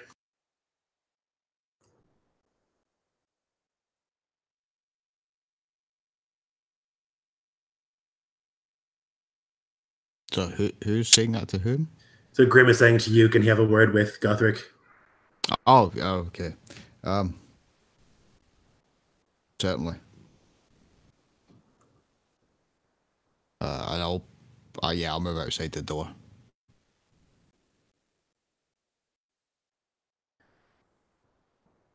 And so it goes. The night goes quietly, with like no sudden attacks in the night.